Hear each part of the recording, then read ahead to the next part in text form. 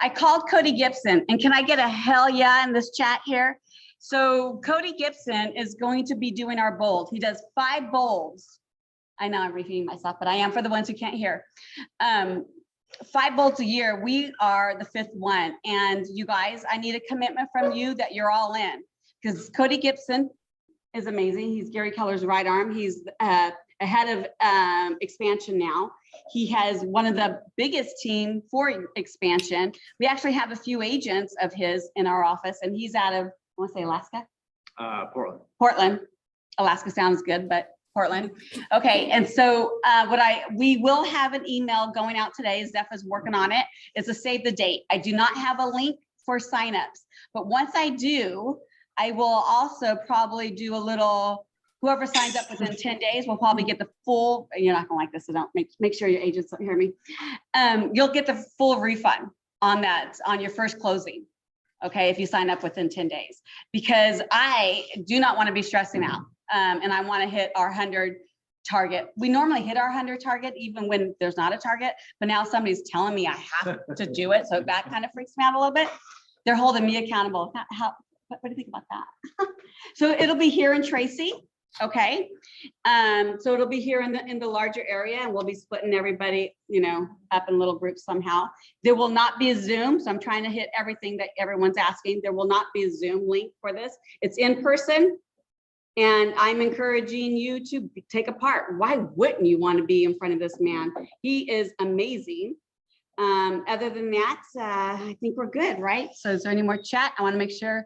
Love Cody. Hell, okay. Thank you, Leslie. Leslie, give me a hell yeah. That's what I wanted. You got one. I got one. I don't know if I got any more. But we also have Fresno will be joining us, and Merced will be joining us as well. So that doesn't mean we don't need to get our own 100, because I want to hit 100. Okay, so we will. We have 400, so we will hit 100. Okay. Other than that, I have Scott standing next to me, and we have a little competition going on. I do want to take this back. I want our offices to be the #1 listing office in Northern California and Hawaii. We had it a few months this year, and I want it back. He took it last, Thursday, it went up on the screen, and I'm like, ah. However, it's pretty cool to be hearing from him, because he does have the office now, short term, of the #1 listing office, right? And his team is top 1% in Northern California, Hawaii. What? And he's sitting here right in front of you guys. You're making me blush. No, but I appreciate you taking time out of your day, leaving your office to train, to coach. That's your passion. Absolutely. Yep. So you're here, and I appreciate you, and I'm going to let you take it from here. Cool. Thank you so much. It's a high five, baby. Hang on. Right, camera's following you, so I gotta get the camera back. It's been super awkward all day. What do you want me to do? Stop moving. Okay. Stand by me. Let me grab it from you. Okay. Are we good? Nope. Okay. You just want me? Okay. Where do you want me to go? Okay, good. All right. Did I get it? Are we recording? You're still not following me though. Okay, we'll take care. Come on. No, okay. There we go. We have a lot. There you go. All right, cool. Technical difficulties, and we're all set to go. So yeah, so I'll introduce myself. I'll go deep in the introduction here in a second. Let me just go back to bold for 1 minute. How many people in the room have taken bold at some point in the past? Okay. How many people in the room don't know what bold is? Ooh, very good. Okay, perfect. So if you're new to Keller, maybe you're a guest here today, or maybe you're brand new to Keller Williams. We live in this world of Keller Williams is full of acronyms in our own language. So bold is an acronym: business objective, life by design. And as luck would have it, there is no such thing as coincidence in the world. I have my bold binder with me, and we're actually going to talk through some of the stuff that's in there today, because we just finished it in our region, and we were blessed to have a fantastic instructor come out with a room of 100 and some odd people. What Michele's doing for you guys collectively, agent-wise, is a huge gift. Like bringing it to the region first and foremost, huge. Doing it in January to kick your year off on the right foot huge. And then getting probably the number one, if not the number two most requested instructor to do it, it's a grand slam. So there is an investment to do it, 800, I think. No, yeah, it is. $800 investment. It's not an expense, it's an investment.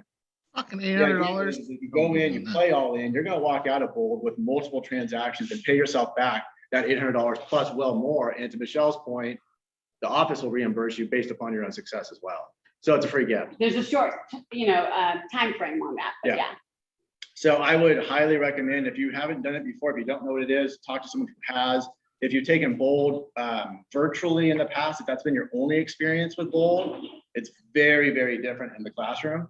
You get a lot more out of it being in the community than being online. And Eric just walked in and he's part of Cody Gibson's team. Oh, cool. Yeah. Nice. Hello. Nice to meet you. And then lastly on that, if you've taken Bold in the past in person, about 50% of the content and the way the day is structured is very different than what you've done in the past. So this truly is a brand new Bold experience for everybody, whether you've been there before or not. So, and the first step is free. Yes. First step to Bold is free, so you have no excuse not to come to the first step and find out what it's all about. However, we all know I wanted everything done like a couple weeks before that because I am a planner and we all know that. Understood. Okay. Understood. So, okay, let's kind of hop in. So Michele kind of teed me up, but I'll give you a little bit of depth on my background. So I just celebrated, or this month I'm celebrating my 18th year with Keller Williams.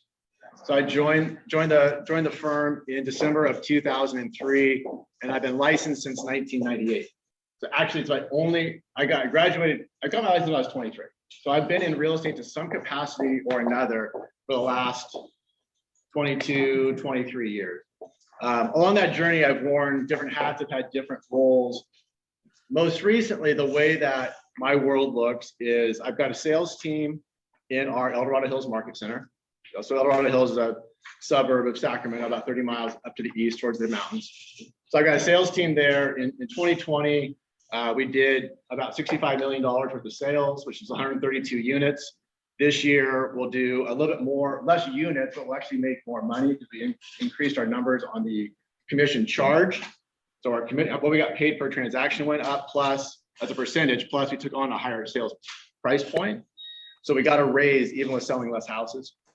So that group, my goal with them, what my value to them really is to help hold them accountable, to help generate leads on their behalf and help them close. I don't do very much personal production. Over the course of the year, I'll do about a dozen or so transactions myself, and the team then handles the rest of them. Is your seventh level? I'm a messy 5. I'm a messy 5th level. Michele will explain what that means in a different class.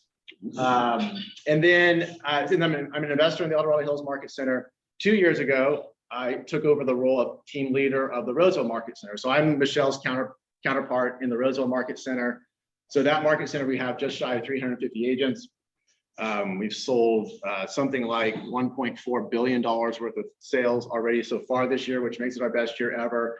And we've sold more units than any market center, Michele, by about 20%. We sold 20% more homes than any other market center in our region. We're number 2. We're number 2. Right. But 2's not 1. Right. So we gotta get that. You're not, what's the saying? If you're not first, you're. I know, I hear you. Who's the first I can hear my loser? daughter Yeah. saying something right now. And you guys are having incredible success too. So kudos to you as a leader for getting that done. Okay. And then we just opened up a market center in Midtown Sacramento that myself and my partner are 50-50 investors in. So I only say all of that is that I've done this a long time for myself, by myself, with my team. Most recently, I now have taken that over a brokerage of 350 people. I'm in Gary's top 200 mastermind. So I get to hear from the best of the best. I get to interact with the best of the best, and then get to come share that with people like yourselves. To Michele's point, I love to teach. I love to consult. I love to help people grow their businesses. My mission statement is life is for people to be the best versions of themselves. So I want to empower.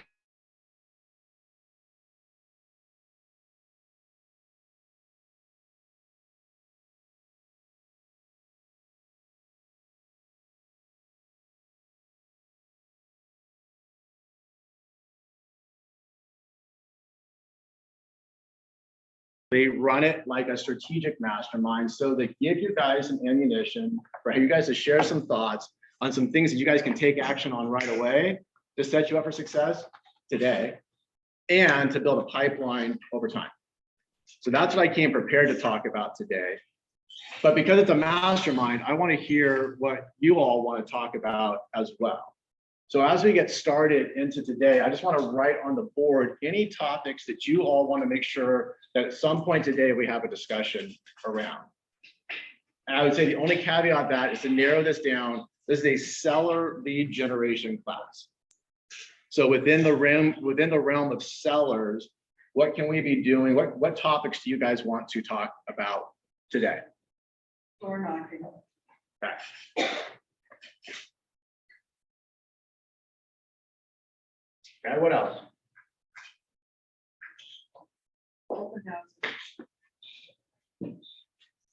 How do you get more listings other than Zillow?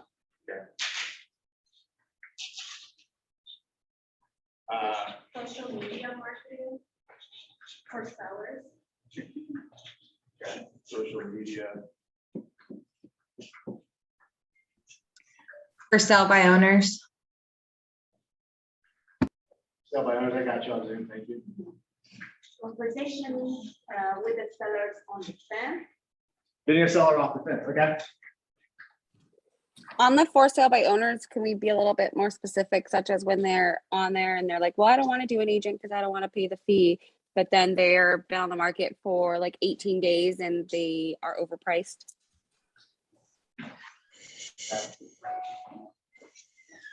I know, a little specific. Yeah. Have to mute yourself. There's no crying real estate. Okay. All right, anything else? Any other topics that come to mind?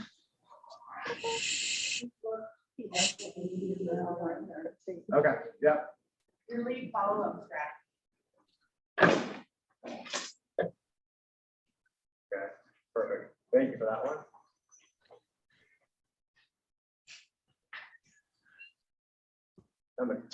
I have terrible handwriting and terrible spelling, but I know what it says, so that's all that really matters.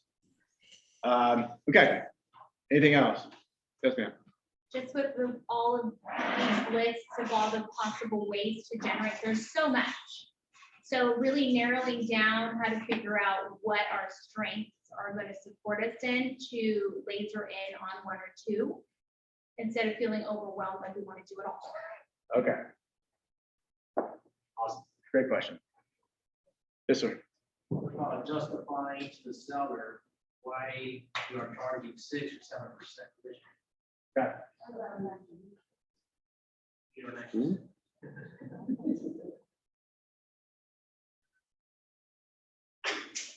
Okay, good. I think we have a pretty good list to get started with, and we can, if some other things come up along the way, that's what we're here. And the idea behind a mastermind is this, is that we're all sharing information. We're all having a dialogue as we go through today.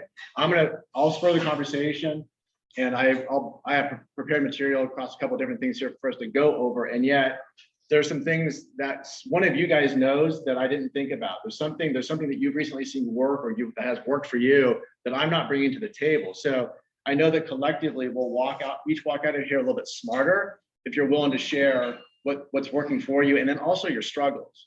So as we go through today on a mastermind, it's a dialogue, it's a conversation. This is not just me up here presenting as we go through. So, all right, so let's go ahead and dive into this. So again, kind of the idea is right now business as well as then pipeline as we go through the year. So if you were looking for right now business, where would be a source that you could find business today? And as I say that, think about right now, we're sitting on, what's today, December 12th? 13th? Okay, 12 days till Christmas, right? How many people do you think out there in the world want to put their house on the market in the next 12 days? Very few, probably, right? However, would now be a great time to get some listing agreements signed for houses that could go on the market in January, February. Okay, so when I say right now business, there may be a seller out there right now that has to get their house on the market over the next week. It's possible, they're out there. But I want you to think about, for our conversation, for as we relate to right now business, is someone that you could get a listing agreement signed with prior to the end of the year, even if that person's not going to choose to sell until sometime into the first quarter. Okay, so we kind of agree to that definition for right now business. Okay. So with that in mind, then what are some good sources to find for right now business? Old expired. Okay, so old expires, just expires in general. Okay, so for the benefit of, I'm sorry, what's your name again? Here. Eric. Okay, so for the benefit of the group, how would you go about tracking down a list of expires? I have lists already that I've been collecting, but through a program called Land Boys. Okay, so Land Boys could track, or Red X could Collect them, track. Or you can go on the MLS and keep your eyes open for them and then do a search. I used to do that. Phone search them and look them up. You can go to the door right away if they're active right away, get to the door. So I could be face to face.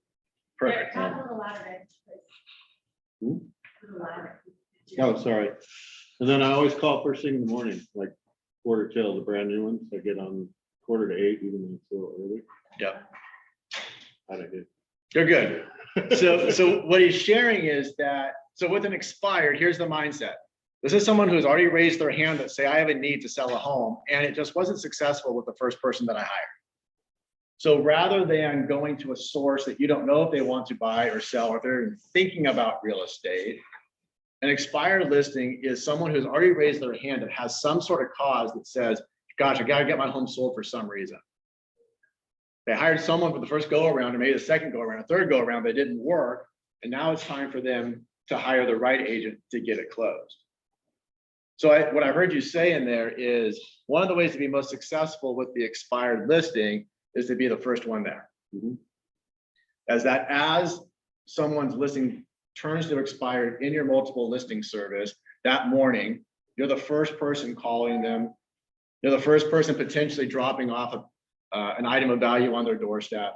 If you can get to the appointment first, you have the best chance of converting that to a piece of business. If you're the third or the fourth conversation they've had, your possibility of success diminishes. And then on top of that, and then what's your, kind of give me the high level, what's your follow-up plan then? If you don't get them on the first one? Every couple of weeks, I call, well, almost once a week, I'll call through the lists and follow up with them. Okay. So here's what I would suggest in the market that we're in. And you guys, we'll talk about the market a little bit as we go today. My gut is, as I compare it to our Sacramento market, there's not the volume of expired listings that there once was. There's only a certain number that are going to expire on any given day. And so the mindset may be there's not enough of these out there for me to call because somebody else out there is making the calls. But the reality is not a lot of people work that business. And if you can put together a way such that you get there first, and then over time you stay top of mind with them, then that's a way to convert them down the road. Yes, ma'am. So how do you, because I look through the MLS for expires, but what I find is there's duplicates. So, and maybe I'm just not searching the right way, but there's duplicates in there and the home's already sold. Correct.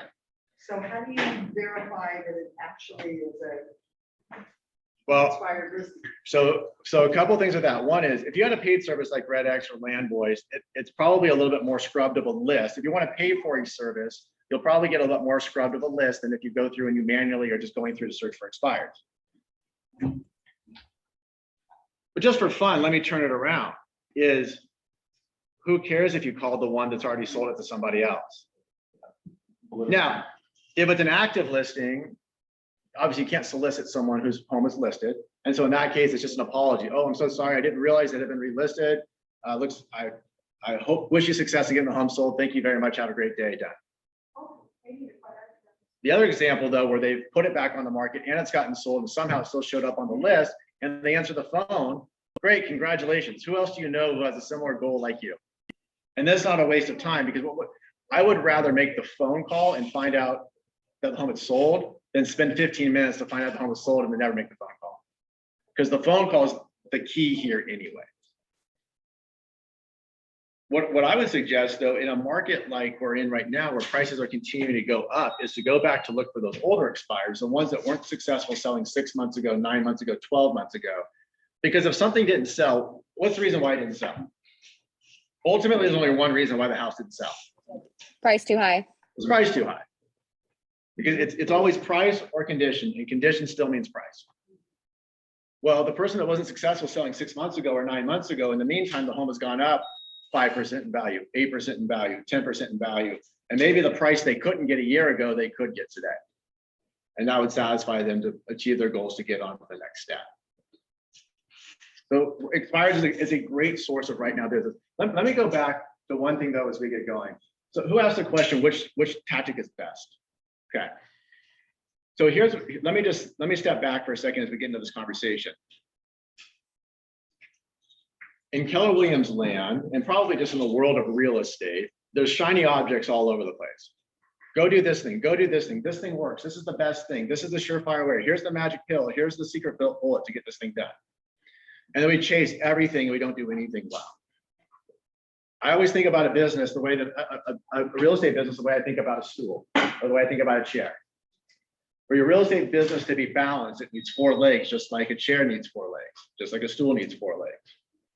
Which is to say, for each of us, we ought to identify 4 areas where we want the overwhelming majority of our business to come from.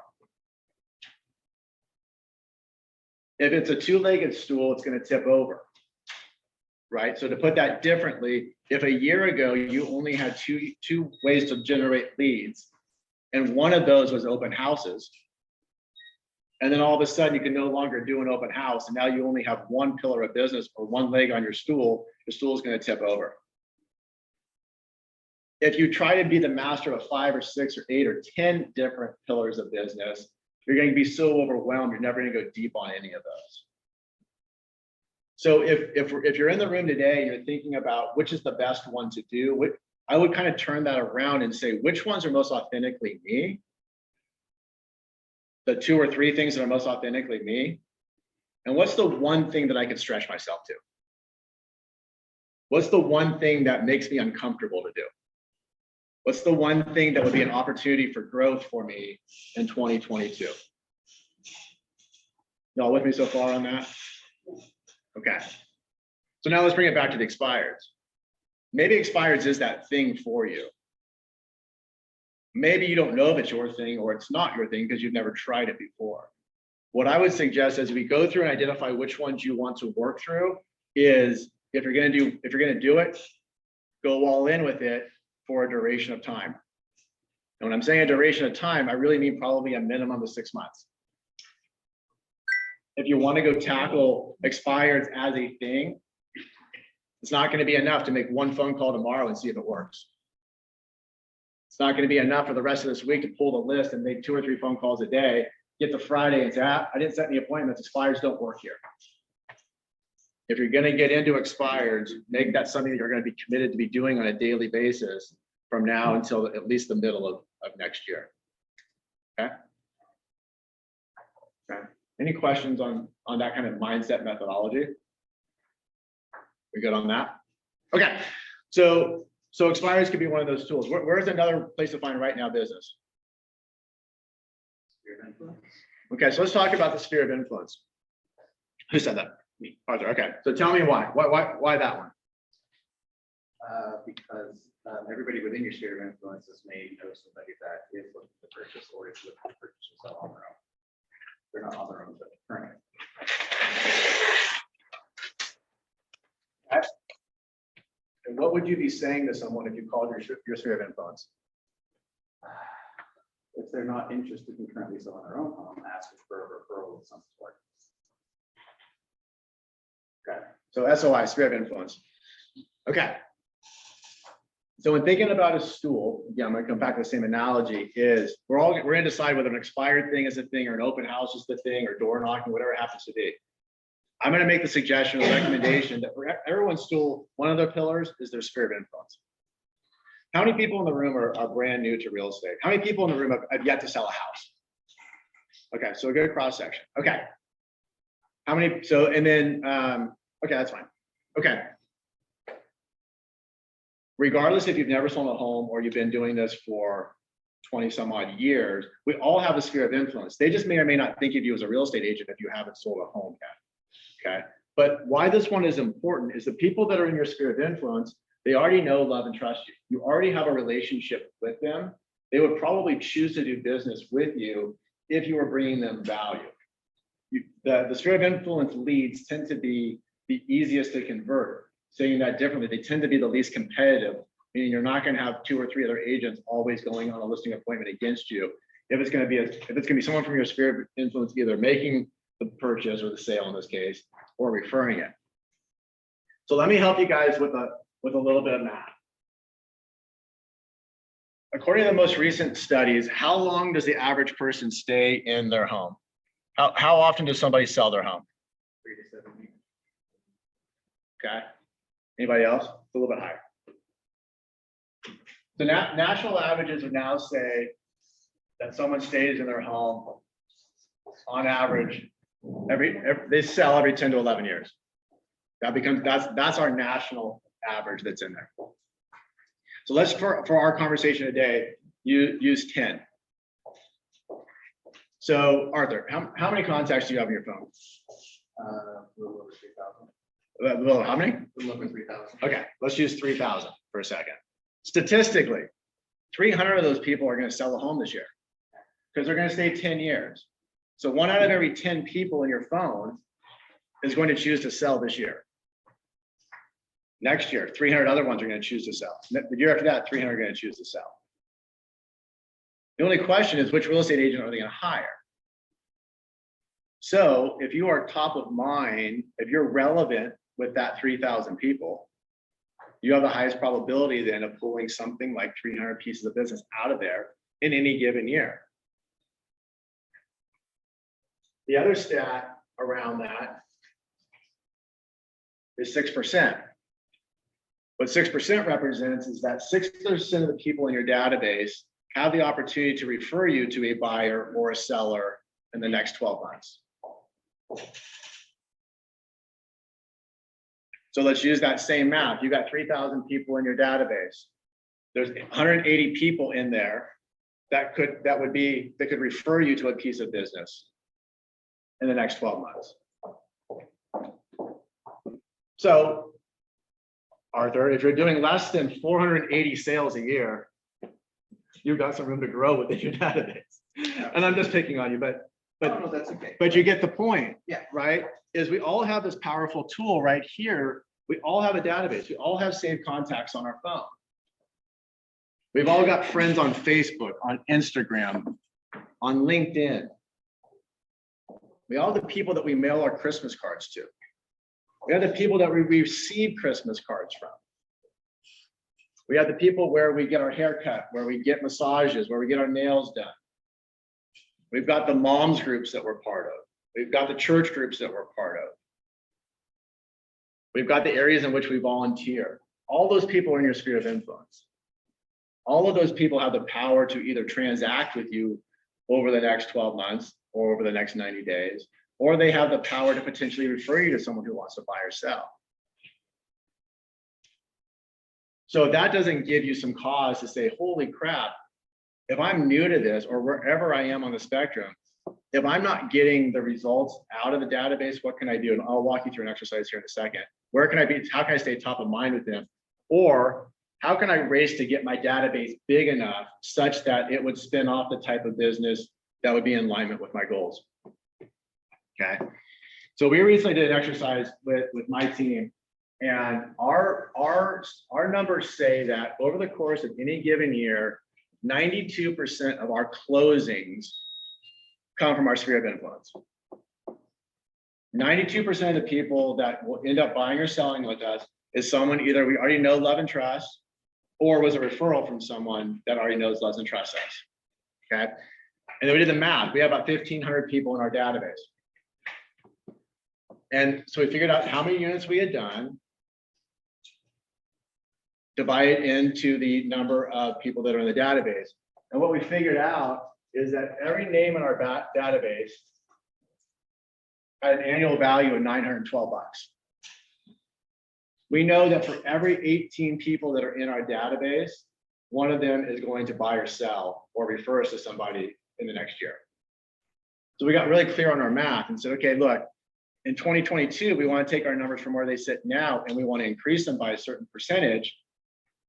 Our fastest way of doing that was taking our database of 1,500 and getting it to 1,900. So we had a contest and had a race to see how fast we get 400 new people into our database. And we know that if we consistently market to them over time, they stay top of mind with them over time, they're more likely to choose us to help them buy or sell real estate than they are to click on a Zillow ad, to click on a Redfin ad, or something else like that. Okay. Does that give you guys a little bit of clarity on where you can find some right now business? Okay. I'm not done because I think this is the most important one. We'll probably spend the most amount of time. Why would you call somebody right now? Who has call apprehension? Okay. Perfect. There's only 2 honest people in the room. Everybody else is a bunch of liars. Okay. Well, you raise your hand. So why do you fear making a phone call to your sphere of influence? I don't know. Great answer. I don't know why it was the answer. Oh, I know. Okay. I feel like it's just gonna go into this very long conversation. Okay. And it's just, I'm gonna spend so much time because I'm very chatty. And then if I haven't talked to them in a long time, I know it's gonna evolve into this whole thing. Yeah. So who's going to make the conversation long, you or them? Both of us. Okay. Who's in control of that then? Me, but I don't want to come short. Okay. Anybody, what's your name? Minerva. Minerva. Can someone help Minerva with a way to overcome that limiting belief? Yes, when you're talking with them, I want you to put a sign in front of you, right, that says, why am I talking? Why am I talking? Okay, and then I also want you to put a clock in front of you with a second hand. So you can see how many times that thing's gonna go around. You should be, right, and you should be listening to their answers. So when I do a mastermind, you guys don't know this, but notice how I'm facing you. I'm facing you, we're face to face, right? But I always have a sticky up there that says, why are you talking to yourself? Because the mastermind's not about me, it's about you. So it's about your client. All right, there you go. That's all you get from me today. That's it. Thank you very much, ladies and gentlemen. Okay. So I've got a couple of, so I can thank you for that, Michelle.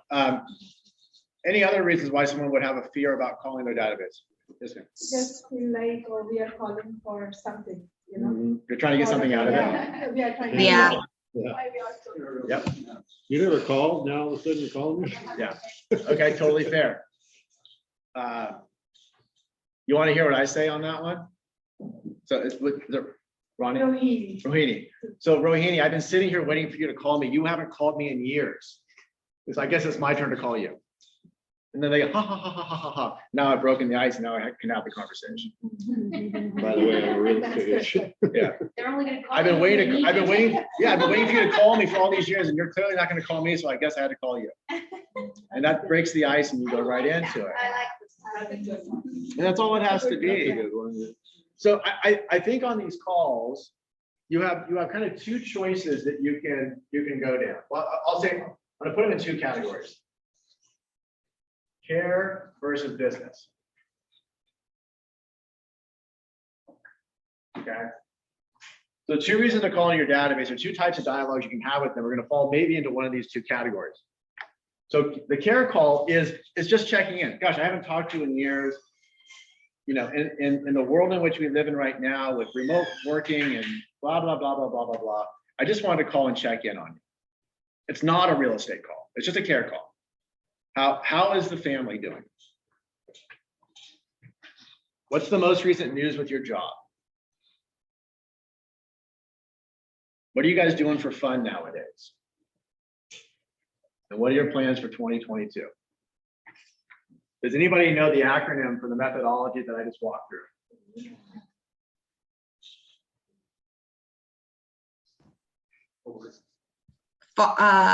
Ford?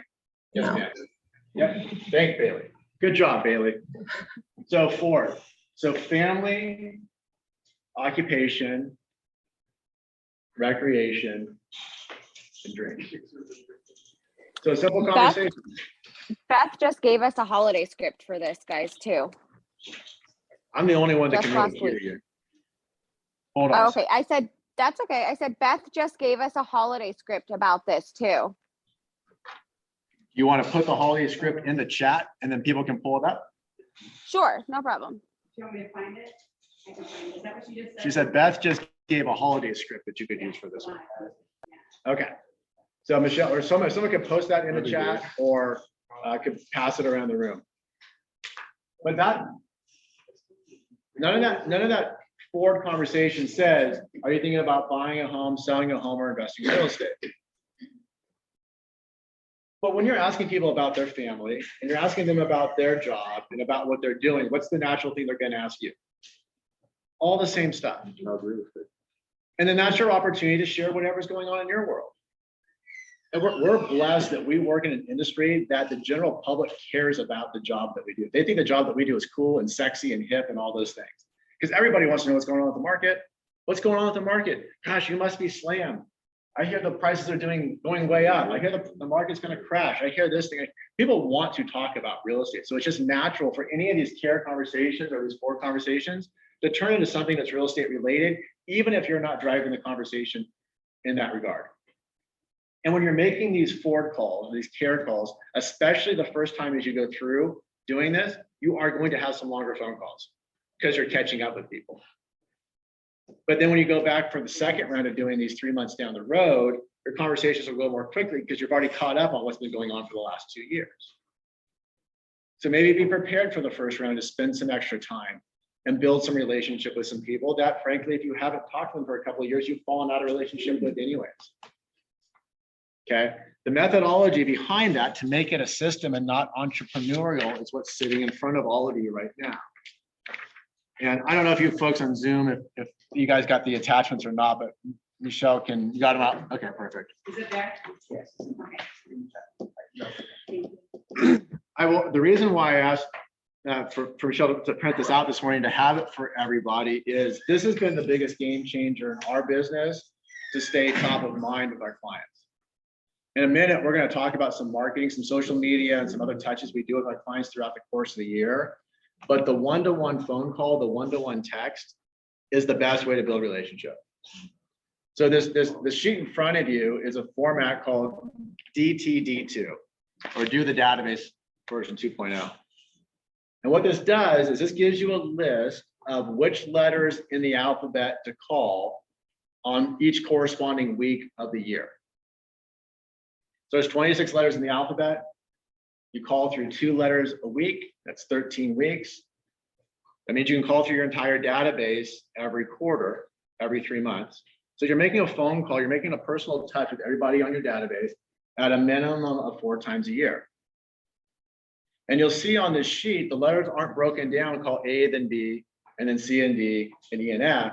It breaks them out. So you start A and W, you go to B and E, D and O. And the reason, anybody want to know why they have it broken out that way? There's really 2 reasons. Anyone want to guess why? Maybe not sure. Number one is it makes it more even. It kind of distributes the last name such that you never have a whole bunch all at once or disproportionate numbers. So that's number one. And there's a second reason. Don't think too much. Should I call this person? Okay, that's called bias. That's actually, yeah, you're correct. That's kind of a byproduct of it. But more than that, if you guys followed the alphabet from the letter A to the end, you know who would never get a call from you? Michelle, because no one gets to the Z's. Right?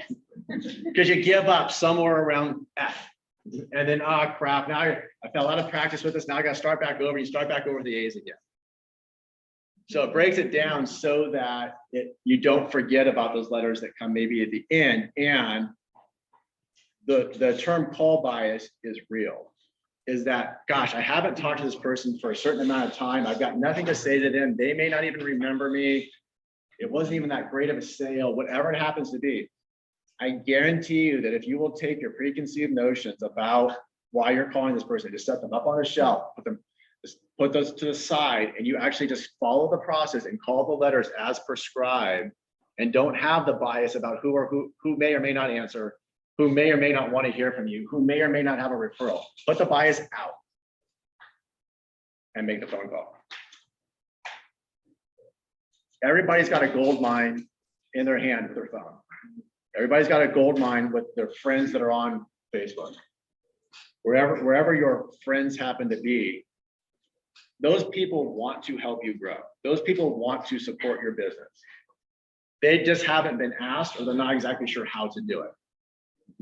So by having a forward conversation, you get into a relationship.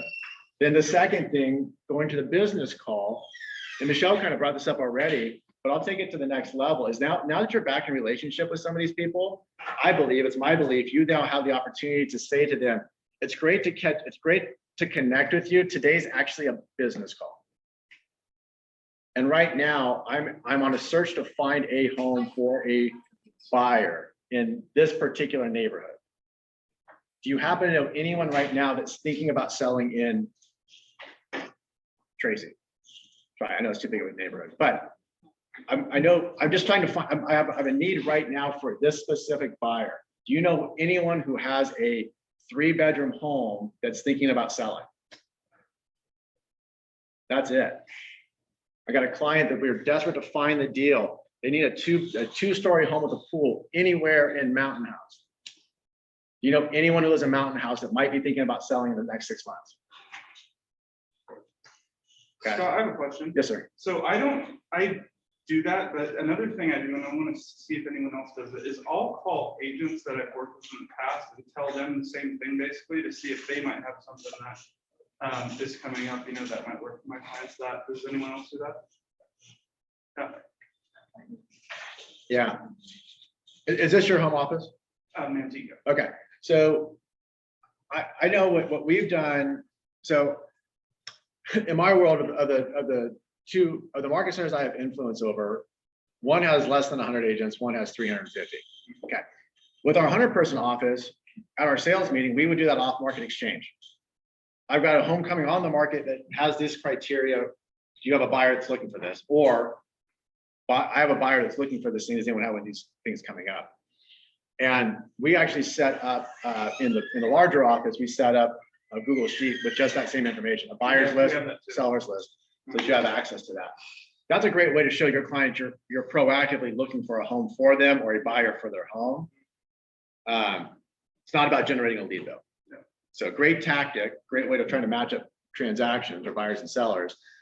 However, probably not going to, do the lead generation side of it. Okay. So does that help to take away some of the call bias around what it looks like? Okay. So just because we're in this world of being in compliance and the do not call list, just make sure that the people that you're calling, you have permission to call. Right? When we're talking about calling through contacts on your phone or contacts you have on Facebook, LinkedIn, or whatnot, there by nature, those are people you have a personal relationship with. And if for some reason you come across someone who says, I'm on the, why did you call me? I don't know who you are. I'm on the do not call list. Apologize, take them out of your phone and just don't call them any longer. But be careful with calling strangers in that regard. Okay. I say that because we have to say that in every class nowadays, right, Michele? Okay, so who in here is using Command? Okay. So for who's using a different database other than Command? You guys use Vulcan? Sync, okay. And what are y'all using? Okay. I still have market leader. Okay. I have transferred everything to Command, but still I have get market leader. So I'm familiar with Command and I'm familiar with Commissions Inc. The other one's not so much. Here's what I would suggest is if you have a system that's working for you, awesome. If you're looking to make an enhancement to someplace, I'd highly consider getting with someone who's using Command and figuring out how they're using it successfully. So there's a couple people in the room that don't work for Keller Williams yet. Anybody? Is everyone here a Keller Williams agent? Are you? Okay, so Command is our proprietary database manager, tracks transactions, does marketing material, website, our mobile app. It's kind of our brain, our central hub for all things real estate. Okay. What's cool about Command as it relates to this DTD2 is it will tell you who to call and when to call them. So if you just go in and you assign the smart plan for this program, the beautiful thing is that when you go and you open your phone on Monday morning, it will tell you exactly who you ought to be calling for the week. So you don't have to, once you set it up, it will just prompt you, and that is your to-do list for the day or your call list for the day. Okay.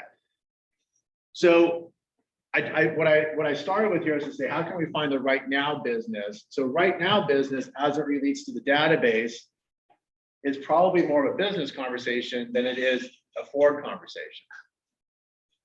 Okay. How many people in the room right now have a buyer that they can't find a house for? Okay. All of you have a reason to call your database. Everyone who just raised their hand has a reason to call your database. With just that script that I said before. I've got a buyer that's looking for a home with this criteria. Who do you know has a home that fits that criteria that might be thinking about selling at some point in 2022?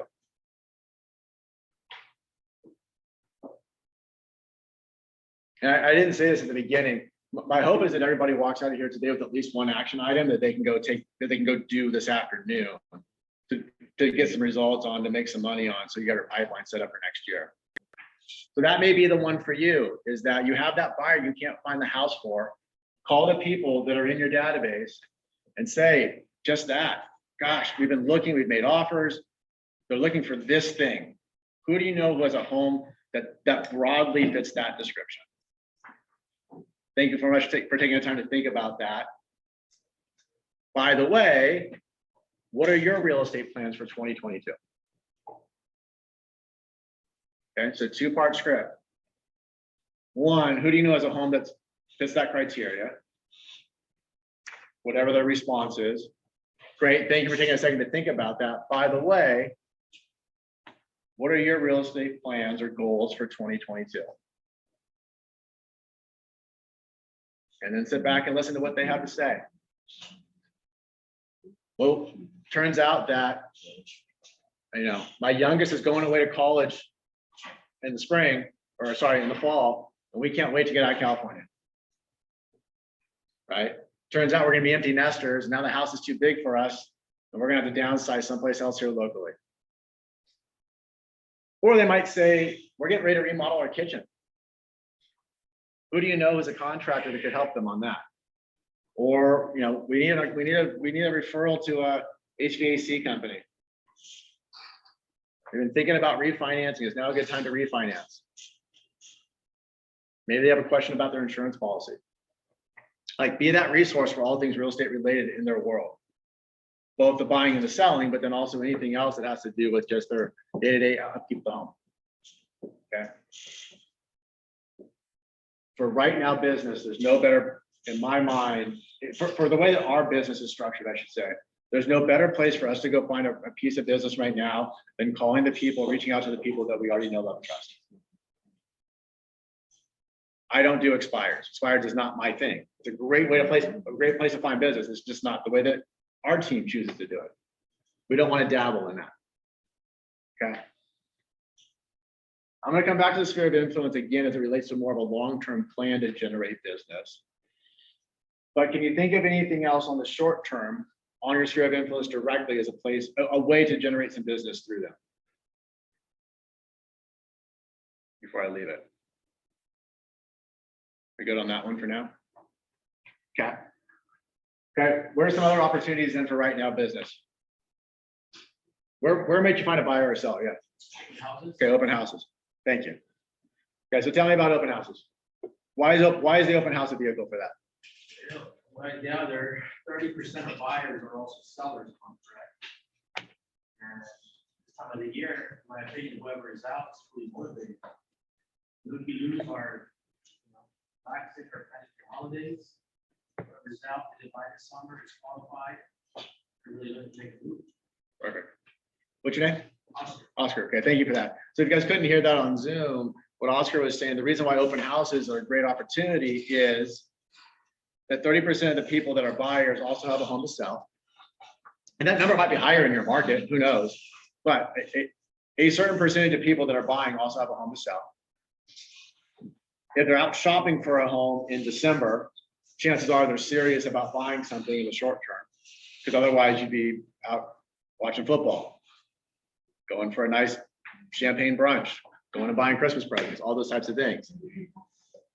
I think a lot of us, and I'm glad you brought up the fact that so many of them are also sellers, is I think a lot of us have the mindset that an open house is a place to generate buyers, which for 100% it is a way to generate buyers. And yet, not only do you have the people that are buying that have a home to sell, you also have the neighbors that pop by that are basically looking at it saying, well, if the Johnsons over here can get that much for their home, imagine how much more we could get for ours. The other thing they say is, if the Johnsons have only been there for 4 years, we've been here for 10. If they're already selling their home, why are we still here? It's kind of like if they can afford to go bigger, better, further, whatever, it makes me think about, well, maybe I ought to be doing the same thing.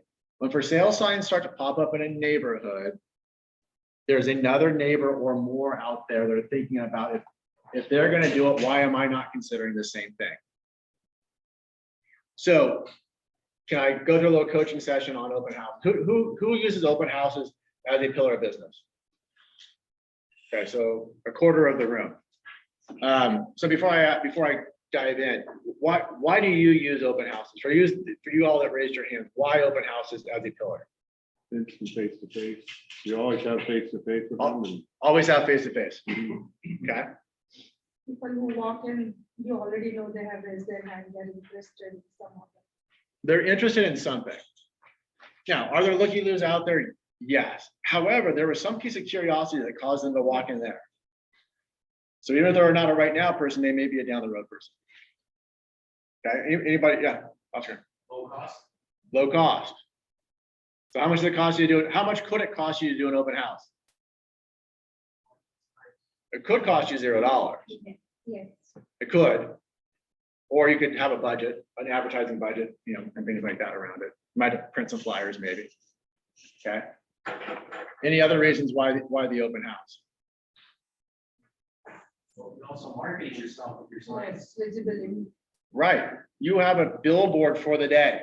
So whether it's your listing or you're hosting somebody else's home, you've got your for sale panels spread around a neighborhood.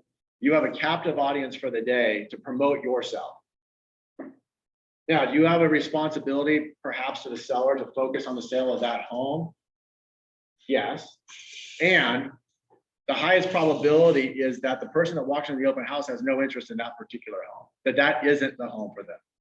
Statistically, it's a very low percentage that would walk into the open house and that be the home they buy. So more likely than not, you're going to be selling them a different house, or they have a home to sell in order to get there. So if open houses is going to be a pillar of business for you, can we go a little, so what I started to say before, let's go a little bit deeper on how to get the best bang for your buck out of an open house situation. So what's the most typical time around here what's the most successful time to do an open house, in your opinion, in this market? Spring, summer. No, I mean time of day, day of the week, time of day. One to four. So I hear 1 to 4, 11 to 2. 1 to 3, 11 to 2. I'll do 11 to 2 on Saturdays and 1 to 4 on Sundays to the church, Okay, so 11 to 2 maybe on a Saturday, and then a later one, a 1 to 4 on a Sunday to allow people to have time to go through church in the morning. Is there only one right way to do it? Right? Does it have to be on a weekend? Friday afternoon. Friday afternoons? Maybe if it's close to a school, maybe it's do it at the same time the school pickup is taking place. Like right before school pickup starts, so after school pickup ends. Because you got your billboard out there. People are picking up kids, they might get there early and want to come to your house. Okay, so if open houses, so the reason why I bring that up is there's no right or wrong thing. And if you do it, don't second guess yourself to say, oh, I did it Sunday 1 to 4 and nobody showed up, so Sundays don't work. Statistically, the most amount of people I think we've trained the consumer overwhelmingly that Saturdays and Sundays from 1 to 4 is the most typical time for an open house. Most typical. But 12 to 2 is fine, 1 to 4 is good, 2 to 5, whatever it happens to be. But if you're gonna do an open house, is an open house then a 3-hour event? If 1 to 4 is your time frame, how much time are you spending on your open house? And here's what I would suggest is that if open house is going to be one of your pillars of business, each open house probably has something like 6 to 8 hours worth of work attached to it in order for you to get the best bang for your buck or best return on your investment. So here's what I mean, is if you're going to do an open house Sunday 1 to 4, start the week or I mean, before I said, when are you selecting the open house? What day of the week are you selecting to do your open house on? So by Wednesday, you've got your weekend plan in place. Can we kind of agree to that? Okay. So if by Wednesday you have your plan in place as to which home you're going to host that weekend, the way you can get immediately into action is start making phone calls into that neighborhood to announce that you're going to be there. So it's called radius dialing.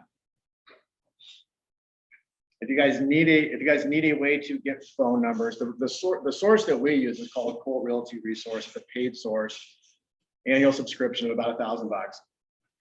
Colt Realty Resource, if you chose that you wanted to basically get the phone numbers, it's basically the white pages, the electronic version of the white pages for the United States. And phone numbers are about 60% accurate based upon our research on it and our use of it. But here's the deal is that to make the most of your open house, on Wednesday, once you've selected it, pick up the phone and call the neighborhood to let them know that you're going to be there Saturday, 11 to 2 or Sunday, 1 to 4, whatever it's going to be. Here's the script that we use with that phone call. It's pretty simple. Is number one, we're announcing out, hey, this is Scott Ostrode from Keller Williams Realty. Just want to let you know your neighbors at 123 Main Street have decided to sell their home. I'm going to be hosting an open house this Sunday from 1 to 4. Would love to have you come by. And their response is going to be whatever it is. But you're coming from contribution from the start. You're telling them some information they might not already know. Part 2 of the script, this is the more powerful part, is, by the way, we know that every time one seller puts their home up for sale, there are 2 others that are thinking about selling. Are you one of those 2? So do you guys know that to be true, right? Every time a neighbor decides to put a sale sign in their front yard, within a couple of months, another couple of neighbors are thinking about selling. Just like I described before, hey, if they got that much for their house, how much more could we get? If they're already upgrading, downsizing, whatever, if they're moving, why aren't we thinking about moving? So the simple script is just that. We know that every time one person puts their home up for sale, there's 2 other people in the neighborhood that are thinking about selling. Are you one of those 2? They're going to say yes, they're going to say no. Let's just say they say no. Then the follow-up question is, great, thanks for taking a second to think about that. Which one of your neighbors should I be calling then? And you'd be surprised how often they rat out their neighbors. They don't want to talk. A lot of times people don't want to talk to the salesperson they don't know, but they're more than happy to tell you that Mary down the street has been talking about moving to Texas. They're more than willing to tell you that, you know, Bob and Jane are getting a divorce. They're more than willing to say, hey, I saw a moving truck out in front of such and such's house, or I saw a home inspector at someone's house, right? So the 3 parts of the script, again, are just letting them know when you're going to be doing the open house. Question number 1 then is, every time one person puts their home on the market, there's 2 others that are thinking about selling. Are you one of those 2? Great, thanks for thinking about that. If not you, who should I be? Which one of your neighbors should I be talking to? And then the conversation just concludes with, okay, wherever that went, awesome. Well, if you're interested, I'll be there Sunday 1 to 4. Would love to meet you face to face. That was ingenious. Can, Such a simple script. Oh, thanks. Oh, wait, someone has a question on Zoom. Yeah. can you also use that while door knocking? Because usually I'll go like a day ahead of my open house and go door knock instead. Okay. So the question was, can you use that same thing door knocking? And the answer is emphatically yes. So if door knocking was gonna be part of your strategy, was that Bailey that said that? I couldn't see which face. Yes. That was it's great. Okay. Uh-huh. So Bailey, what's your strategy? When do you go and how many doors do you knock? So it kind of depends, but usually I'll knock all of the neighbors' doors that are to the left and the right. So like probably like 10 doors to the left, 10 doors to the right, and then the homes in front. So if there's houses in front, I'll knock all of that side of the street as well. You all hear that in the room? So basically knock 10 doors in every direction. So something like 40 to 50 houses, it sounds like. Okay. Yes. And just if you were to guess, maybe you track your numbers. If you were to guess, if you knocked on 50 doors, how many conversations would you have? Depends on the time of day, but I've had up to like 10 conversations was a good day. And then other days I got maybe 5 people to really conversate with me. Okay. So somewhere between, you got to have 5 to 10 face-to-face interactions for every 40 or 50 doors you knock on. Okay. So who has a preconceived notion that nobody answers their door anymore? Well, I know I do sometimes. Bailey just proved that, something like 10% of the people are going to open their door. I get better results in the morning time. And better results in the morning time. Now for the people, so if you're knocking on 40 doors, are you leaving behind something on the doorstep if you don't catch them? I just recently actually just started door knocking because it opened back up in the area. Yes, if they don't answer, I have like a small flyer that I've made and I put it on the door mat so that it doesn't go on the door, so that from the street, it doesn't look like, oh, these people aren't home for like people breaking in words. So I usually just leave it on the doormat or I'll just put it like right under the doormat so it won't blow away in the wind. Perfect. Okay, so we're kind of outlining this thing now, right? So you picked a house on Wednesday. Maybe you're starting to make phone calls on Thursday. Maybe Thursday and Friday, you're making phone calls. Then day prior, one or 2 days prior to the open house, then you're door knocking. Has anybody ever used the tactic of doing a neighbors only open house? Yes. Okay, tell me how that works. Doing a walk through the neighborhood earlier in the day and make it we're opening up early for you as a special consideration, I guess you could say, to have them view the house first before the actual open house starts. Okay, so your time's going to be 1 to 4. You're inviting them to come from 12 to 1 for the neighbors only. Correct. Okay. So we actually had a system behind this where we would print up what looked like an invitation, like a birthday invitation or a wedding invitation, but it's simple. It would say just that. Neighbors only open house today prior to be the first one to see the house. Today between 12 and 1. What's the mind? Why do we do that? What's the impact or what's the appeal of doing that? It's something special and exclusive. Okay, so part 1 is they're getting invited to something exclusive, something special. They're getting insider information. They're the first ones to see it. They're invited to a party. We're trying to get those 2 people looking to sell. Say it again. We're trying to get the 2 people looking to sell. Okay, so then the second piece of it is some people will come early that aren't neighbors, but overwhelmingly it will be the neighbors that come early. These are the ones that are sellers or potential sellers. Overwhelmingly, these aren't people that want to sell their home to move next door. That want to move 10 doors down or 1 block over. If somebody is taking the time to leave their couch on a Sunday afternoon or to come home early from church or lunch to go to the neighbors only open house, chances are they have something in the back of their mind that they're thinking about selling as well. So if they're showing up, it shows that they're more serious than the other ones that didn't show up, maybe number 1. And number 2, they've already identified themselves as sellers. So you know what kind of conversation you can potentially have with them. You know their neighbors, you know that they already have the inside information about what's going on with who the noisy neighbor is or where the community park is or all the different stuff that has to do with the neighborhood. Okay. So we talked about picking the open house on Wednesday. We talked about doing circle prospecting 1 or 2 days prior to it. We talked about doing some door knocking prior to it. And now we've got the day of the open house. We talked about instead of being from 1 to 4, the traditional thing, going from 12 to 1 for the neighbors only, and then 1 to 4. Okay, so we've now spent something like 6 or 7 hours for what would otherwise just be a 3-hour event. Now, what's the last piece to make this most successful?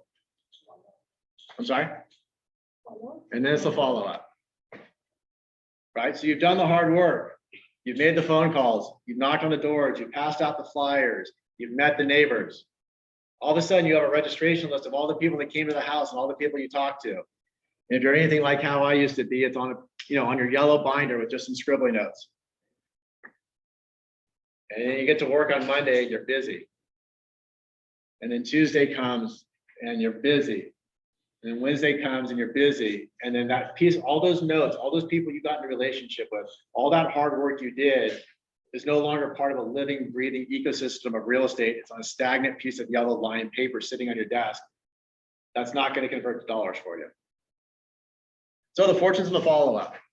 It is taking everyone that you just met, and now these people go into your database and they have an opportunity to be part of your sphere of influence. So everybody that came to the open house, the goal is for any contact, but the goal is to really get 4 pieces of information from them.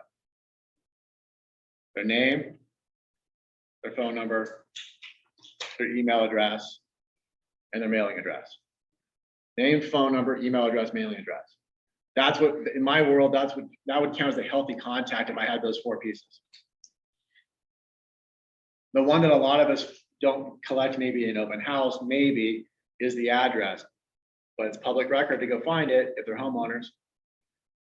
But here's my recommendation on the action plan or the SMART plan that follows the open house, especially if you're using command, is that all these people go into command and they get assigned to the neighborhood nurture SMART plan. And they get hit twice a month with information specific to the neighborhood of which the open house is that they visited.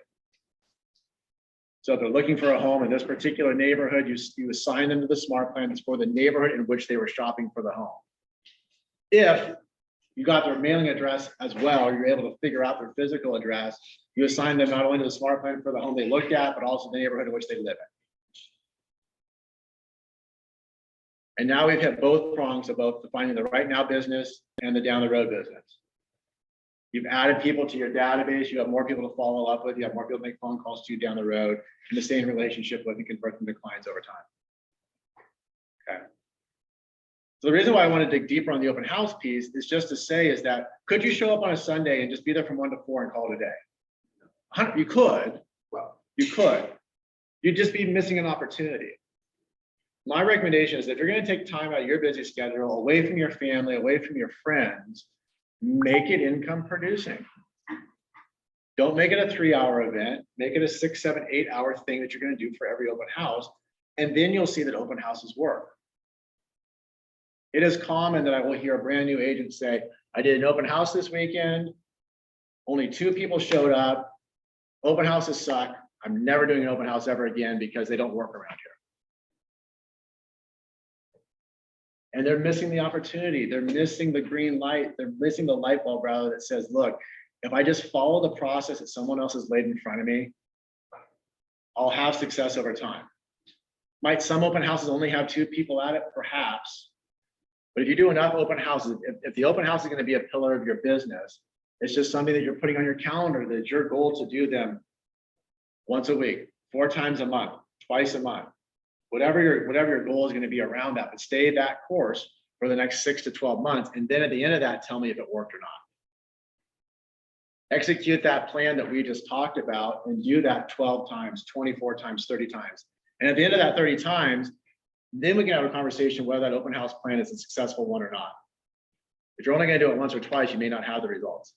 If you do it over time the right way, the results will show up if you're willing to do the effort to get there. Okay. Anything else on the open house you all want to hit on? Someone's asking a question. I know some of them are the same, but I don't have any listings.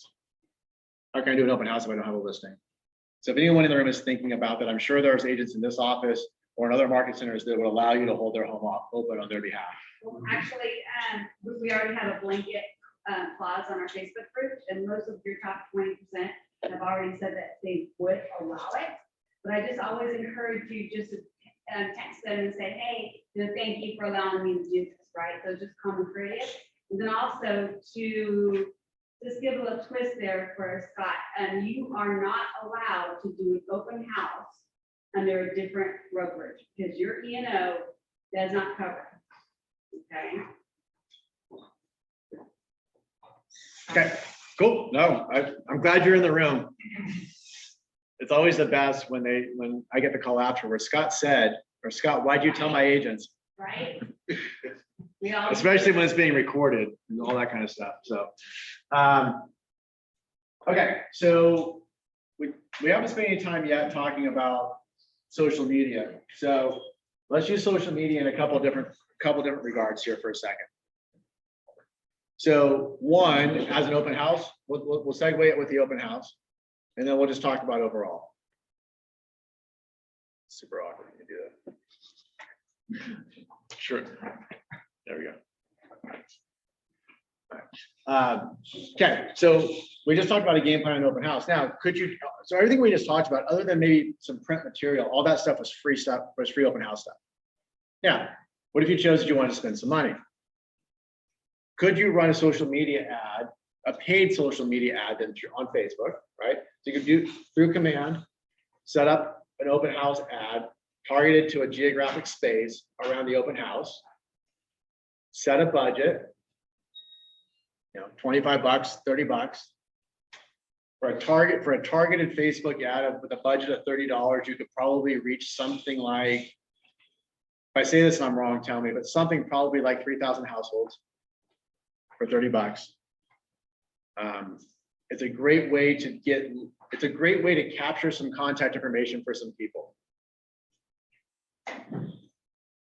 But you didn't hear me just say it's a great way to capture leads. And that's just my definition. If someone registers if someone comes in off of one of my Facebook ads, until I've had a conversation with them, until there's been a two-way interaction, I'm not counting it as a lead. That's just the way that we handle it. Until I've talked to this person or know this person is real, that they're not some sort of bot out there or whatever else, I'm not tracking them as a lead until there's been a two-way dialogue with them. The Facebook ad is a great way to get exposure on the open house. It's a great way to promote yourself. It's a great way to capture the contact information for some people. And it's a way to potentially then generate some leads from that activity. Okay. Well, let's talk about social media directly as it relates to generating business. Who uses social media as a lead capture pillar of their business? Okay, Arthur, give me some strategies behind that. For instance, what I've done an open house that was a $800,000 home here in Tracy, and I did two specific ads, one for the Tracy market area, and then also I did one for the San Francisco area, just to help bring in some people that maybe wanted to come this direction. Okay, and what were the results? I did end up with, I believe, there was 10 leads that came in from the San Francisco area and 3 that came in from the Tracy area. Sadly, none of them were fruitful, but that might also have been my follow-up. Yes. Yeah. Okay. So if we were going to look at social media marketing as a strategy for both short-term and long-term lead generation, lead conversion, give me some methodology. Give me some what would be a message that would cause somebody to take action?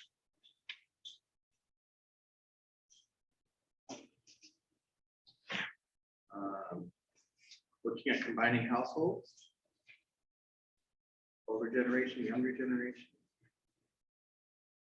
I want you guys to think about this acronym for a second, and then we'll kind of dive into it.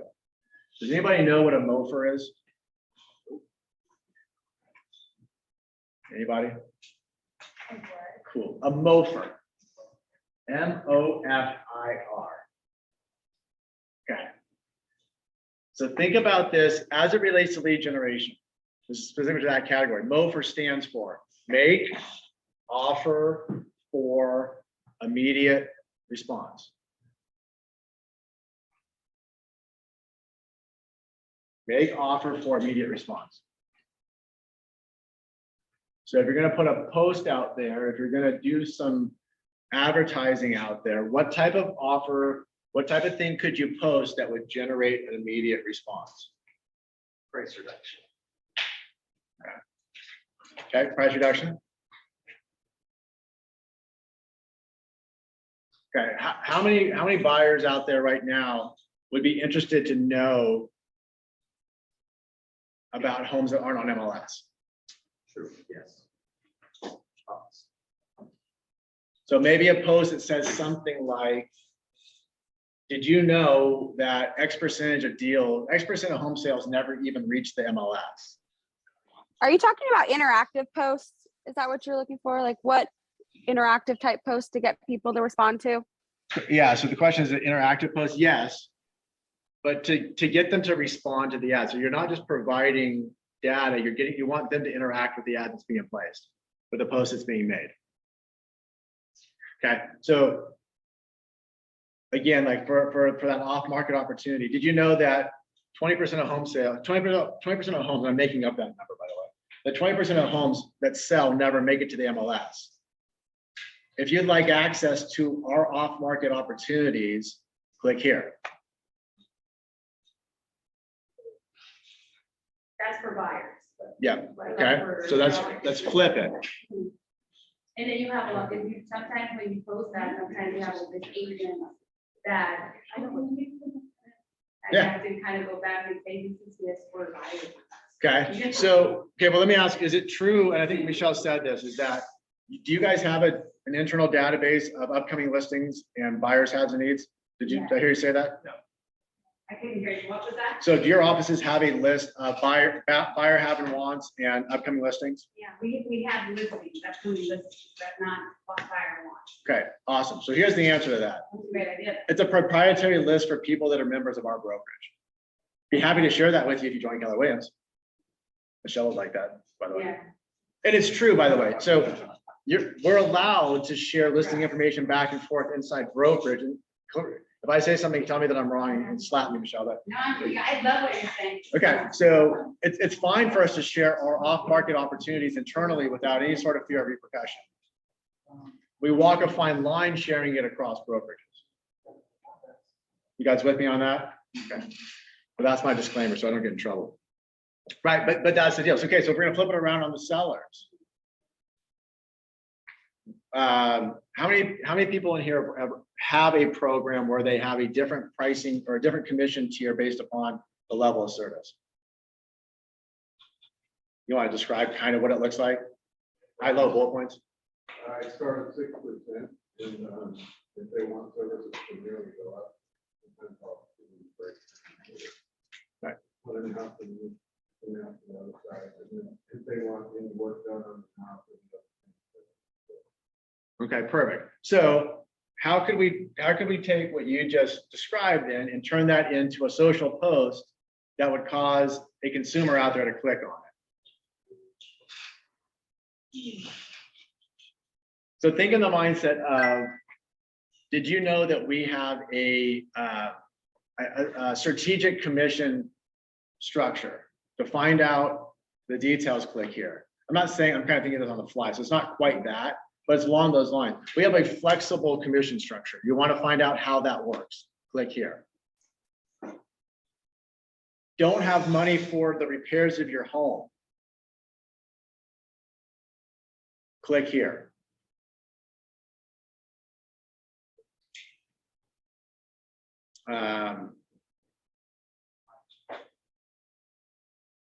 Ask me about my no obligation listing agreement.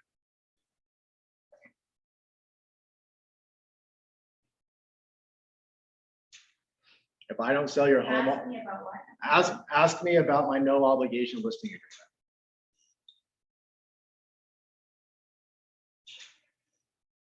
If I don't sell your home, I'll buy it. Want to find out why? Click here. Who do you think that? If I don't sell your home, I'll buy it.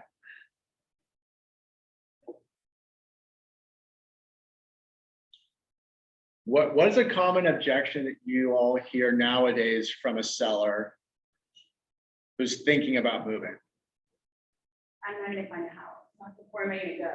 Where am I going to go? Okay, so how can you solve that fear? How can you solve that objection with a social post, with a make an offer for an immediate response?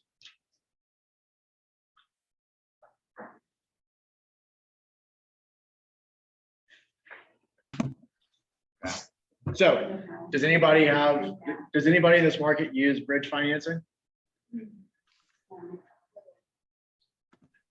Would someone like me to describe what a bridge loan looks like? If someone wants me to describe it, I won't make you say it. So what a bridge loan looks like basically is if someone has enough equity in their current residence, they could go and kind of get non-traditional financing to go buy the new home, collateralized against the old house.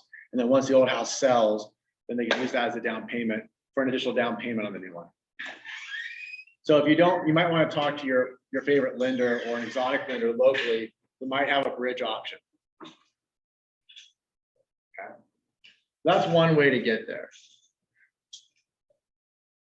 The other thing is because interest rates are so low, there is the possibility that someone qualifies for 2 payments. So could you kind of help them with a mindset around that? A third thing to think about is, and I don't know how your market's structured, but I'm only thinking about ways to generate leads or to capture leads. Is it possible that your seller could put their home on the market contingent upon finding a replacement property? Right, so instead of the buyer being contingent, in this case, it's the seller's contingent. We'll put your house on the market, we'll get an offer on the house, but that offer is contingent upon us finding a home for you to buy in the next 2 weeks after we go into contract. If we don't find the home that you want to buy, and we don't get an offer accepted for you, we can cancel on the buyer we have at no cost, or we can agree to it. We can negotiate another week's worth of time to go find a replacement property. Okay, so that's a strategy that works, by the way.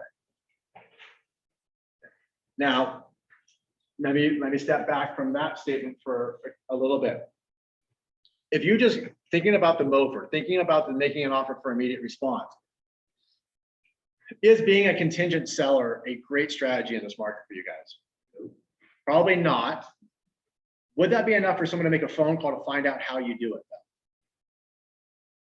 though? Okay, so I'm not talking about baiting and switching somebody. But what I am saying is that you're just trying to get a hook out there that would cause them to pick up the phone, cause them to email you, text you, or click on your ad, such that you can then capture their information and then have a dialogue with them for a strategy that might best fit what they're looking to do. And then you build a relationship, you figure out the path, and then you provide the solution as a result of it. Maybe they can qualify for 2 payments. Maybe there's a bridge loan option for them. Maybe they can be a contingent seller. Or maybe they'll just put their faith in you that if you put their house on the market, another house will hit the market that will fit their needs. The point of all of this that I'm getting at is it's just a dialogue, it's a conversation starter to get in the relationship with would-be sellers.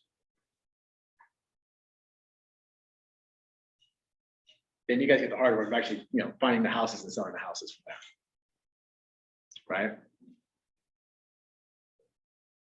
From my standpoint, the biggest hurdle that we come across in our market is that I'd love to move. I'm tired of the house, but I just don't think I can find the one to go buy. And the reality is, I've been doing this for 20 some odd years. I still don't have one homeless client. For every client that had to buy a house, we found them a house for them to buy in the timeline in which they needed to buy it. I can say that with 100% confidence. Because it's true, but it's another line where I honestly will say that I have a track record that to date, I still have 0 homeless clients, and I don't plan to start with you. Ha ha ha ha ha ha. And so I have a straight face. I have that non-friendly face, just by nature. But that's just it. And so we just did one where in our market, same thing. To be a contingent buyer is like a death sentence. No one can get a contingent buyer's offer accepted. That's the mindset. We did 2 in the last week. And our market, I guarantee, is just as competitive as your market.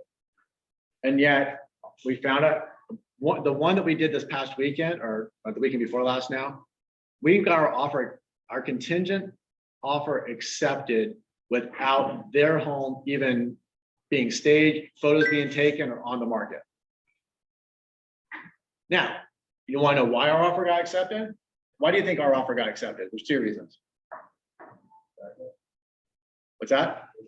No, it was the first offer. It was the first offer they accepted. They had not been in contract in the past. We paid more than anybody else. Ultimately, our clients wrote the highest price. So the seller was willing to take a chance on us getting our home on the market to get it sold within a timeline because they made an extra, if we execute, they'll make an extra $25,000. Our client wanted the house so bad, it didn't matter. So the reason why our offer got accepted primarily was because it was the best financial offer on the table. And secondarily, the reason why we know it was the best is that my buyer's agent, Risha, was in constant dialogue with the listing agent. What do we need to do? Where do we need to be? What's most important to your client? What do we have to do to get this one? Here's our plan to get our client's house onto the market. We've got the staging scheduled for, actually they're out there staging in the rain right now. Photos are Wednesday. It'll be on the market on Thursday, and we'll have it sold in the first weekend. She outlined the plan to take away the objection from the would-be seller's mind. And now we've got 2 weekends, well, 10 more days to get their home into contract. And we'll price it competitively enough that we'll get that done and everybody wins. An ultra competitive market on a house that had multiple offers. Our offer got accepted in a contingent fashion. And so if we're doing it, my point is you all can do it too. But taking it back to just the MOFR piece of it, this is social media marketing that works where you can get an instant result based upon putting that hook out there. And then what you do to convert it's now up to you on that one. Okay. Somebody else, what else would you like to talk about as it relates to social media?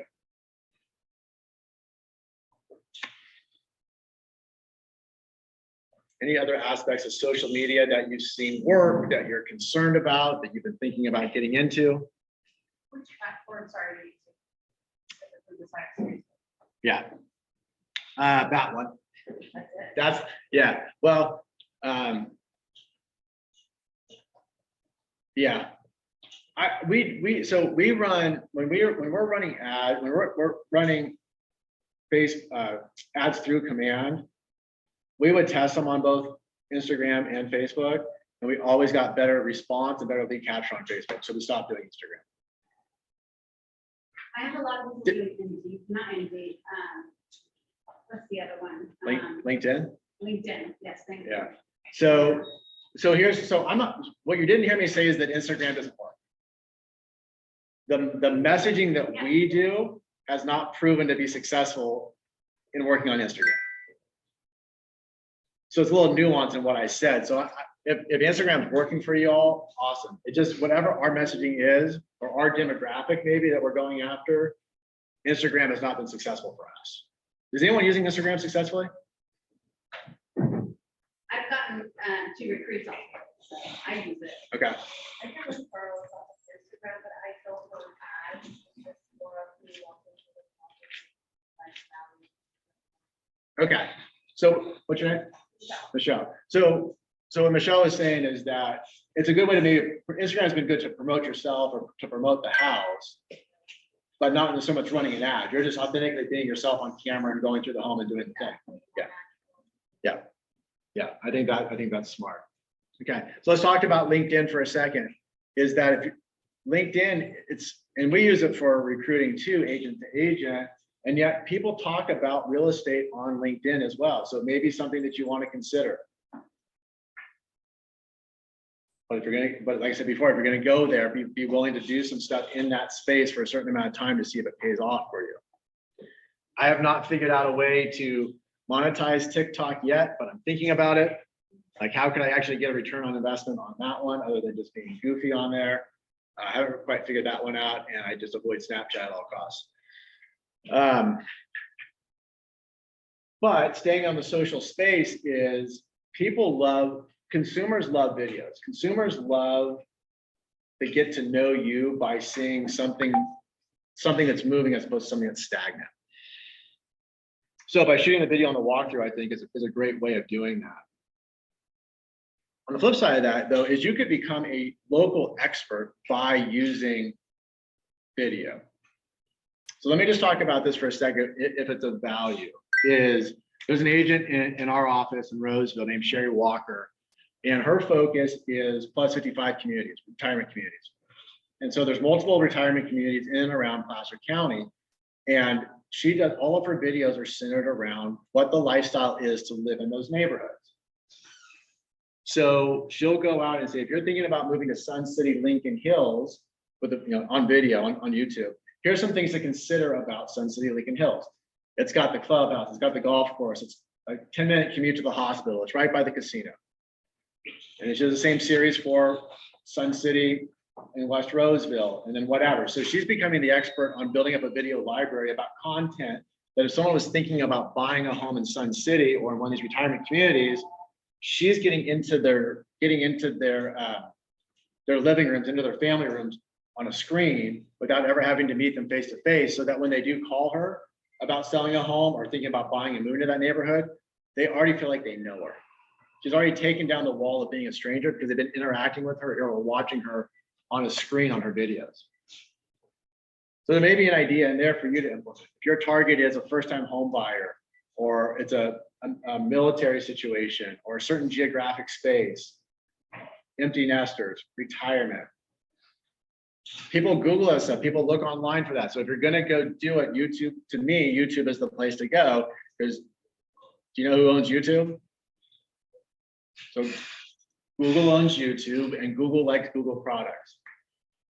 So if you're gonna go host it somewhere, I would my recommendation would be, if you're gonna do video like that, host that on the platform, host that specifically on YouTube. And you can share it to your Facebook. However, YouTube will show up more highly in searches over time as you develop a following there. Okay. I think that's it. So anything else on the social side? I want to make sure I hit some of these other bullet points as we go. We good on social? You guys having fun this morning? No, just me? Okay, good. I do appreciate you guys being here. We appreciate you. Okay, so we hit that one. Who asked the question about for sale by owner? Was that online? I think that might have been online. It was. Okay. Who asked is the person who asked the for sale by owner question still online, or have they bailed out? Nicole Montreal. I'm here. Okay, so Nicole, ask me a little bit deeper question about what you were aiming at. Okay, so I've been doing cold calls for sale by owner, and I have two of them that are kind of on the hook, but one of them is like, well, I don't want to pay the commission, and but I'll pay you to put it on the MLS. And I'm like, well, that's not how this works. So she's like, but I want the exposure. And I'm like, okay, but and then I, went into the details of how the exposure we have, the KW app that we have that we share with all the agents and everything. And so I'm running into a lot of, I don't want to pay the fees for an agent, basically. So getting them, so I've been talking to her like 2 or 3 times a week and just telling her, hey, my advice is free. Let me know if you have any questions. But when you want to get into, really getting your exposure and getting down to business, because the home's been on the market for like 18 days and it's overpriced, and I know it is. So how do you go about switching them into gear that way? Okay, cool. Could you all hear that in the room? No. Okay, so the question was on specific to for sale by owners, and specific actually to one in particular, although I know there's many, is the commission objection. Is we want all the benefits of having a real estate agent and having the exposure and having the marketing and having all that stuff, but we're not willing to pay for it. Is that it? Did I summarize that well enough? Yes, that was perfect. Okay. So in your particular case on that one, are they willing to pay a buy side commission? 1.5% to 2%, but they're not even advertising that. Okay. And where would someone find this house? If a consumer. Sorry, is- it's hard. where would they Turlock. I'm Turlock and on sorry. Zillow. It's on Zillow. Okay. Yeah. So Zillow is really their only marketing tool for this. And she wants it on the MLS. And there's a couple, this is just one person with their story, but there's multiple that I'm following that this is following with. Like they don't want to pay the commission part. and they want to try to do it themselves. And they've done a couple open houses and only a couple people are saying that, oh, I'm going to put an offer in, but they haven't. And so when I call back to follow up with them, I ask them, how's that going? Did you guys get any offers? And I'm like, well, we have some pending. And I'm like, what do you mean by pending? They're like, oh, they were thinking about submitting the offer. And I'm like, okay, so you have no actual offers right now? And they're like, no. And that's more than just one person at the moment. That's like 5. Okay, perfect. So if all this stuff follows the same pattern, so that, from my mindset, the objection you gave me, the commission objection tends to be the one that the for sale by owners gets stuck on. So in this case, what I heard you say is that you want to pay a 1.5% to 2% commission. So let's just say it's a 2% commission. So that one's already off the table. So now you just got to get yourself paid. So here's what I think is the best objection handler as it relates to the commission, whether it's a for sale by owner, whether it's expired, whether it's your best friend that's selling their home. You guys ready? Who's ready? We're ready. We're ready. Okay. So Mr. or Mrs. Seller, Mr. Seller, are you concerned about the commission that you're going to pay or the amount of money that it's going to be in your pocket at the end of the sale?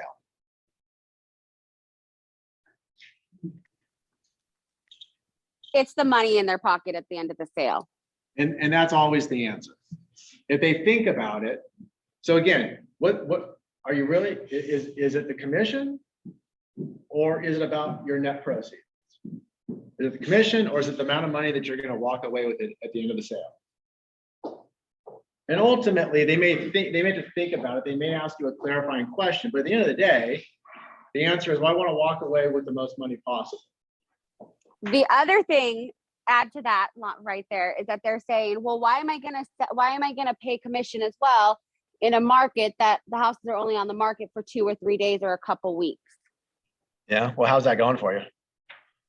Exactly. Right. In this particular case, with it being 18 days on the market, it might still be a little bit too fresh. But in my market, 18 days on the market to stay a listing. So again, so are you worried about the commission? Or are you worried about the amount of money that's going to go into your pocket at the end of the day? What's going to go in my pocket at the end of the day? Awesome. Well, if I could show you a way such that you could still walk away with the amount of money that you want to make, and I pay for myself, would you be willing to sit down with me for 15 minutes and have that conversation? Well, yeah, Scott, if you could show me how I could still net the money that I want to net and pay you, I'd happily have a 15-minute conversation with you. Great. When can I come over? Today at 3 or tomorrow at 4? And at least get yourself in the door. Right. And I know that, Nicole, you've been in conversation with this person for the last couple of weeks, but I think that you're going to consistently have that same objection as you go through. I've tried your tactics. She still won't do it. Perfect. Well, it ain't going to work for everybody, especially on day one. Yeah. Okay. But is what I'm saying, if you went into a house and you helped them stage it, you helped them clean up the appearance of it, you helped them rearrange their furniture, get rid of their clutter, you went in there and you took professional photos, you went in there and now you're syndicating their listing not only to Zillow, but to every major real estate website, every search engine that's out there. If you're promoting that listing at your sales meeting across your 5-6 offices, across 190 Keller Williams agents worldwide, you're running an open house plan, you're door knocking, you're making radius dials into the neighborhood, you're doing a neighbors only open house. Are you going to generate more interest in this home than what they're doing right now? And the answer Absolutely. is exactly yes. So if you could lay out your plan to them along those lines, the commission objection will go away for some. It may not go away for all, but it will go away for some. Now, in this particular case that you're mentioning where it's overpriced, you got a double whammy on your hands. But you get to be in control of the situation to see, is that a listing you want to take anyways? Or to say that differently, at what price would that home have to be marketed at such that you'd want to take the listing so that you're not wasting your time? Okay. So unwrapping everything that I just said is if you start a relationship with a for sale by owner with that mindset, you may have a better chance of successfully converting earlier on in that relationship with them. Now, Nicole, let me ask you this: how, in general, in your working on for sale by owners, how much competition do you have? How many other people are also having conversations with these folks? Several. Okay. And how? At what point do most of those people give up? The third or fourth call. Right. So if you continue and you're the fifth call, you're the sixth first call, you're the seventh one, you're still in relationship with them 20 more days from now and it's unsold, eventually they're going to get fatigued. And eventually, if you stay on top of them, you're going to wear them down. They're going to say, all right, fine. Let's see what you can do. Let's have a conversation. Yeah, in the meantime, I think, have you done an open house on their behalf? No, she won't. She does. She's done 2 on her own. I've asked her if I can do one, and she just said they just say they want to do it. Yeah. Okay.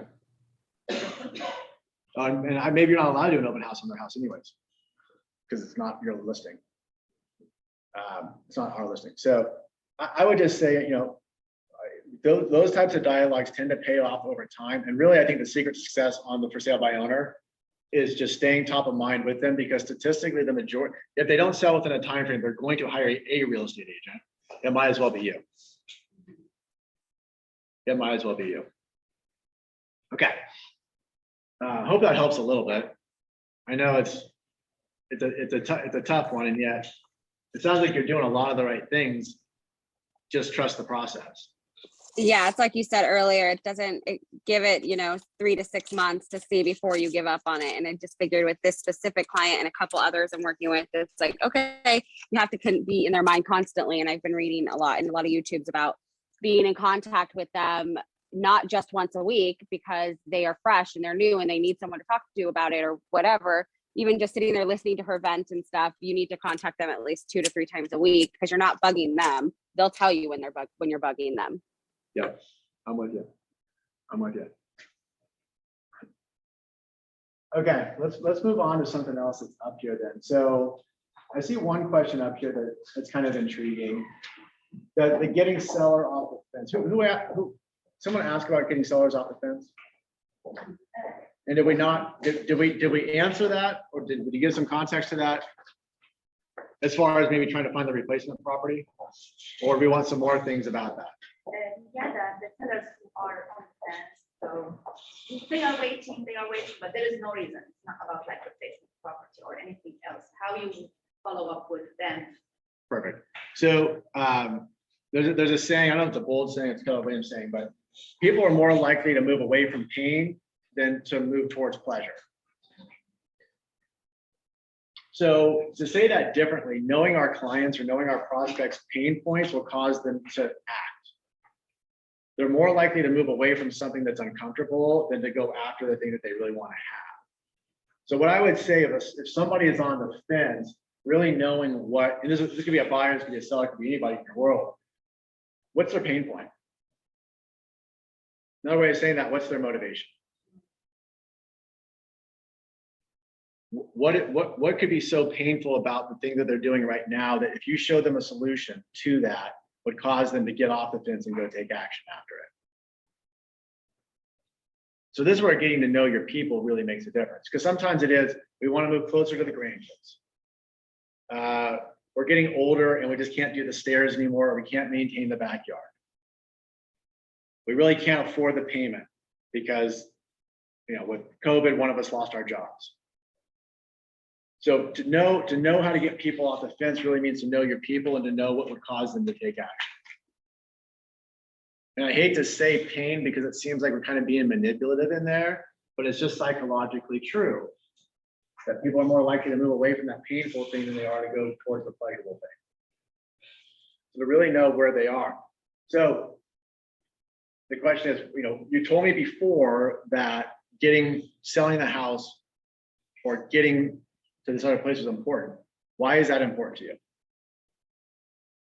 And they're gonna, whatever their answer is. And the follow-up question, whatever that answer is, the follow-up question is, so why is that important to you?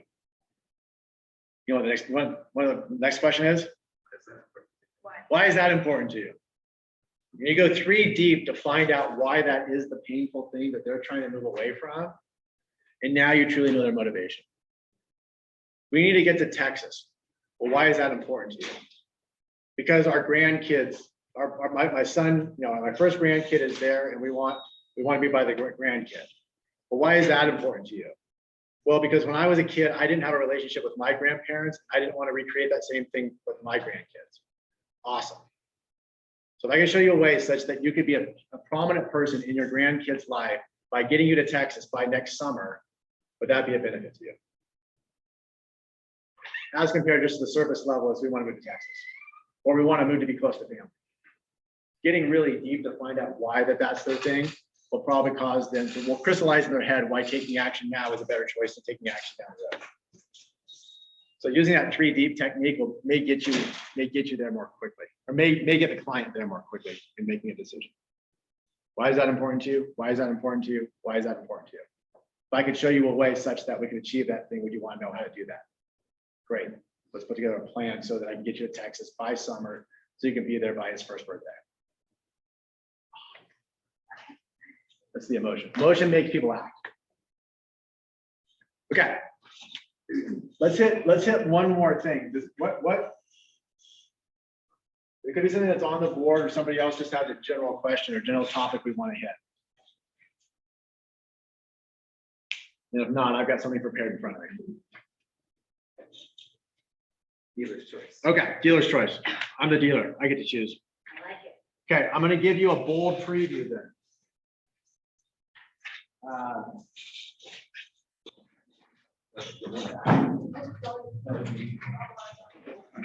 Guys, I just added the bold Bizbo script to Facebook, our Facebook group. And then I also added the care call script in there as well. Again, but if you do a search, you can find all that. And also on Facebook, you can see the file with all the scripts in there. So that'll help you. Okay, so for you all on Zoom land, I'll make sure that we leave a copy of this in the market center. It'll be in there just a minute. Oh, never mind. Arthur's getting a scan. It's going to be in the chat here in a second. But what I just handed out to everybody is a copy of this Mindshare calendar for the year. Now, what this says at the top of your sheet, I think it probably says Q1, right? So does it say January, February, March across the top? Yes. Yeah, okay. So keep in mind, like there's the second quarter, third quarter, the fourth quarter. I just provided you one copy. So the idea behind the Mindshare calendar is not necessarily for the right now business. It's for that pipeline business that will feed your career for as long as you choose to stay in the real estate business. Because here's the thing about, I know about real estate agents and I know about myself, is I don't lack for good ideas. I don't lack for creativity. I lack of the actual doing of it, of getting the marketing piece out, of following the plan, of having the plan and then following the plan. So what I love about this Mindshare calendar, and I just saw this for the first time last week or 2 weeks ago as we finished up Bold, is this Mindshare calendar is huge because now you can chart out all of your activity, all of your touches for all of 2022 on one document so that you don't have to come back later on and figure out what am I supposed to do? When am I supposed to send it? What is it going to say? So just real fast on what's on here. So the idea here, so Mindshare basically is just that, is staying top of mind with everybody that's in your database or everybody that's generally in your sphere of influence, everybody that you can have influence over. So in a market like the one that we're in with competitive companies out there, competitive, disruptive companies out there, they're trying to take away our clients. How do we beat a budget of somebody like Zillow? Me as an individual agent, how can I beat Zillow? Me as an individual agent, how can I beat Redfin? How can I beat Realtor.com? To say that differently, how can I make sure that one of my clients is thinking about buying or selling a home? They think about calling me before they think about clicking a button on a website. That's not mine. Yeah, so that's where Mindshare comes in. That's the whole reason for why this calendar is what it is. So let's just quickly look at some of the high level stuff, and then I'm going to leave you with one action item as a result that we just implemented. Actually, it starts today. So here's some items to consider. The ones that best fit that you're willing to do, by the way. So a quarterly newsletter, dropping off or mailing some sort of item of value, sending out a market update postcard, or market stats, something like that. So that's a direct mail plan. And maybe there's another blank in there for something else you would choose to do from a direct mail campaign. Okay, then we have the one-to-one connection. So these are phone calls, text messages, or dropping off a pop-by gift. So we did a couple of pop-bys we did 3 pop-bys in 2021. The first one was Girl Scout cookies that were, I think they were Samoa. Is that what it's called? And it says something like, we want to do Samoa business with you, or something like that, or whatever it was. We want to tag along on your next real estate adventure, or whatever it happened to be. We did honey. We did little jars of honey, and then we did pies at Thanksgiving.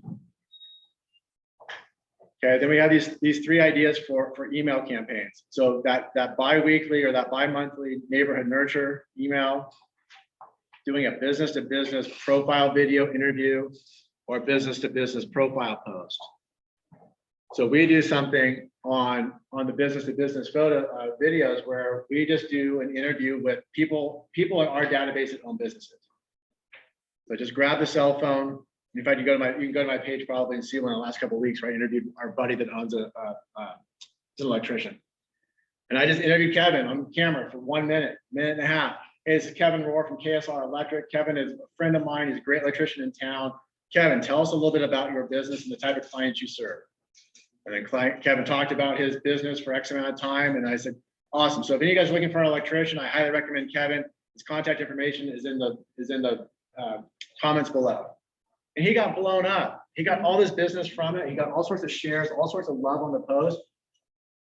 So now when Kevin has a real estate need, who's he going to think about? He's going to think about me, right? So whether that's your who cuts your hair, who does your nails, the restaurant you go to, the coffee shop you go to, your dentist, whatever. We all know business owners, or we all go to businesses. To do a business-to-business profile, maybe that's an alignment with the type of business you would choose to generate. Okay, and as we go down through the list, then the events. So client event. What I love about the way this is outlined here is for every event, what this says is that there's a 5-touch process for it. So why that's important is the event's cool to get face-to-face and to spend time with folks, but the power of the event is in the invite. Because whether or not they show up for the event or not is almost secondary, because you're getting credit for the invite in the first place. So you're calling them to tell them this event's on the horizon. You're then putting them on an invite so they get an email about the event. They're getting a text message to remind them that it's a couple of days away. You've got the event itself in which you're hanging out with them. And then after the event, you either call or text to say, thank you for being there. Can't wait to see you at the next one. Or, sorry, I missed you. Hope to see you at the next one. And client events can be at any scale you choose to be. If you're on a budget, one of the smartest things that we did is we just partnered with other events that were going on. So in our town, there's outdoor concerts on Thursday nights. I didn't pay for the concert. I didn't pay for the band. I didn't pay for the 3,000 people that were also there. But I cordoned off a section and I brought beer and wine and cheese and crackers and I invited everybody to the concert. And now I had a client appreciation event at somebody else's concert. We did that with trivia night at a local burger place, or whatever night that we Tuesday nights was trivia night. I went to the bar ahead of time saying, hey, if I can bring a crowd in here of 20 or more, will you give me happy hour pricing during your trivia night? Yeah, of course. You bring 20 people in here, we'll give you the best prices. Awesome. And our group got there. We had 20, 25 people. We did trivia together. We invited 100. We got about 25 to show up. We did trivia together in a room with another 100, 150 people. and I look like a hero, and I spent 150, 200 bucks on some beer and some hot wings. Right, so client events, we actually rebranded them as gratitude gatherings. And then you can kind of go down the list on some of these other things, of other plans to get out there, and other posts to do. But the reason why I wanted to give this to you as a takeaway is, if you don't have a plan in place, here's a plan that you could go and implement and figure out, get your calendar out for 2022, put it on the back of your door, your at a glance calendar, and start lining out which months you're going to send a postcard, which months you're going to do a pop by, which months you're going to host a gratitude gathering, which smart plans you're going to attach people to. Now, you don't even have to clarity about what your gratitude gathering is going to be, where you're going to host it. Just say that in March, we're going to do a gratitude gathering. You don't have to know what your pop by gift is going to be yet. Just commit that in February and in April and in August, those are going to be the 3 months that you give some sort of pop by gift. Right? Or which months you're going to mail some sort of item of value. So as you get going on this, don't worry about the detail of the actual thing. Just get it out there as to when you plan on doing some of this stuff. So here's the bonus material. This is what I said a second ago. So we're doing something new this year, right? But I can't wait to see the impact of it. Because it's a win-win-win for ourselves, for our clients, and for our vendors. So what we're doing once a month, and the first one actually goes out today, is once a month, we're sending a text out to our entire database with a home improvement item for that month. So the one that's going out today is in support of our gutter cleaning service. All the leaves are falling off the oak trees right now. They're in the gutters. They're making a mess. We have a text going out to our database right now that says, now's a great time of year to clean your gutters. You know, fall is here, winter's upon us, the leaves are blowing.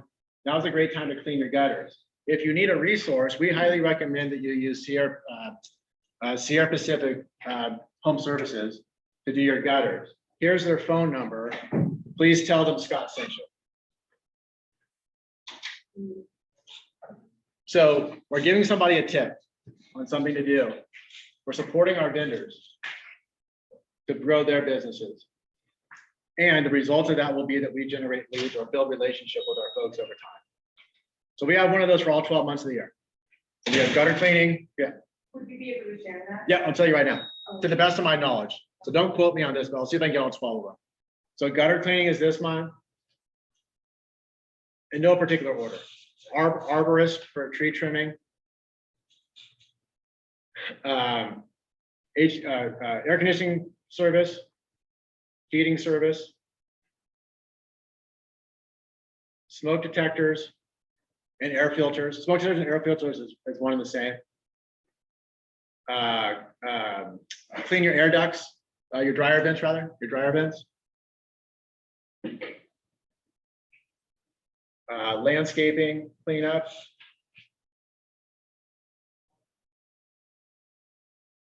Window washing. And insurance. Now, that may not be 12, but it's something like that. So you're just promoting that, but is there any other reciprocal thing going on? Great question. So let's take the idea and make it better, right? So one of the things we talked about, it'll depend on the vendor, is to say, you know, call Sierra Maintenance and mention us and get a 10% discount.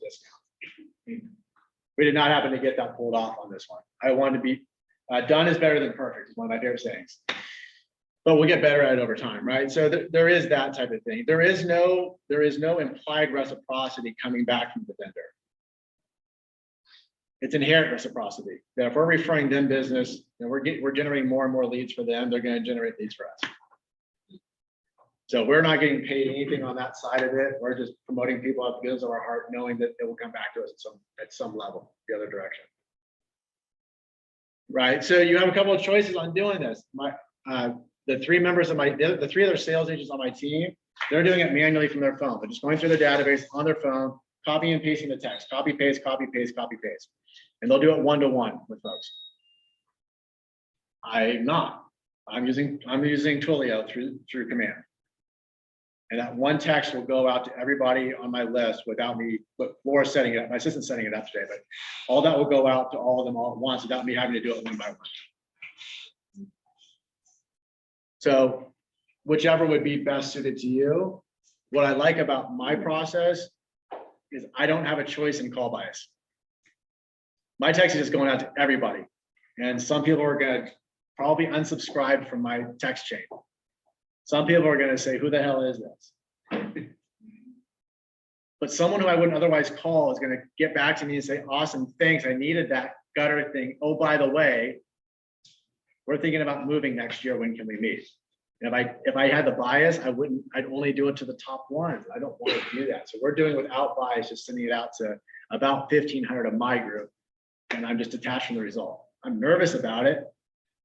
And I'm going to get some blowback from some friends, especially, that I can already hear their responses.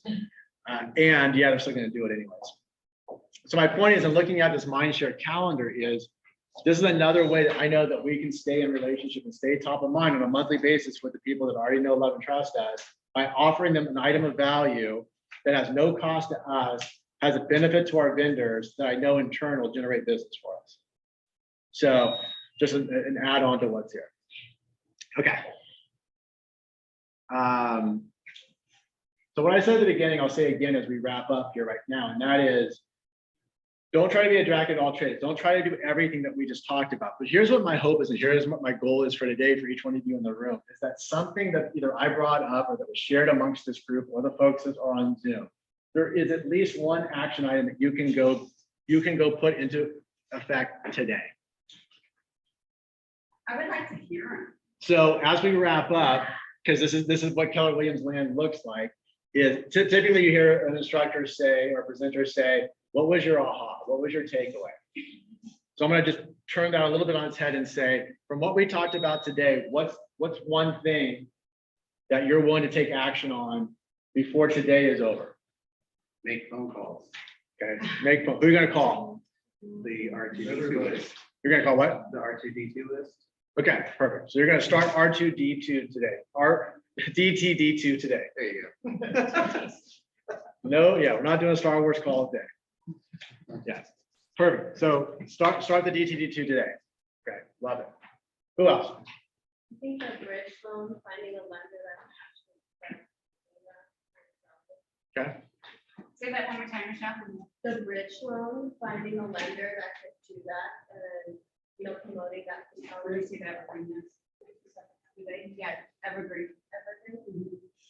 Evergreen might be a source for across the board for everybody here. I'll send you her number right now. Marissa, do you have it? I do. Okay. Okay, cool. Who else?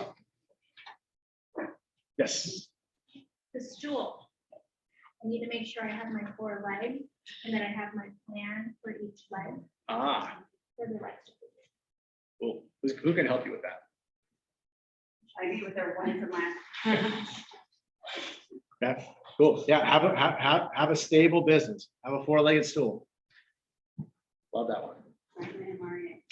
Yep. Okay, anybody else have one? I think the old expires and calling them, like you said, as far as prices coming up, it's probably kind of shut them down for a while. Yeah, so going back to the older expires, or maybe their home now is more valuable than what it was when they couldn't sell it before. Did this help you guys? Yeah. Absolutely. Will this set you guys up for the first quarter, along with gold, right? Yes. Good. Yeah. Good, good, good. Yes. Well, so if I can be a resource, There's I somebody hope. right there. Yeah, so if I can be so just, okay, last thing, and I'll get out of here, is in all these conversations, so whether it's door knocking, whether it's open houses, the DTD2, the social media stuff, at a point, don't forget that you're a real estate agent and to ask for the business. At a point in the conversation, it's going to be natural for you to say, who do you know? How can I help? Who could I call? Right?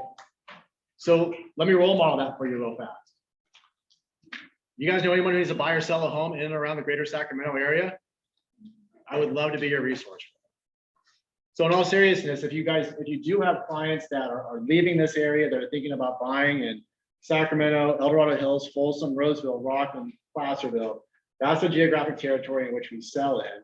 And then by the same token, maybe they're moving from there to come down to the Central Valley. So if you have clients that are up in our area, I don't want to assume a referral, but I'd love the opportunity to work with any of them that you think could utilize some of these techniques or tactics that we walk through today. So if I can present this stuff this good, imagine how good we represent buyers and sellers. It would be a great representation if you out there in the field. Somebody in your team that speaks Spanish. See, not very well. Can I put them in Duolingo?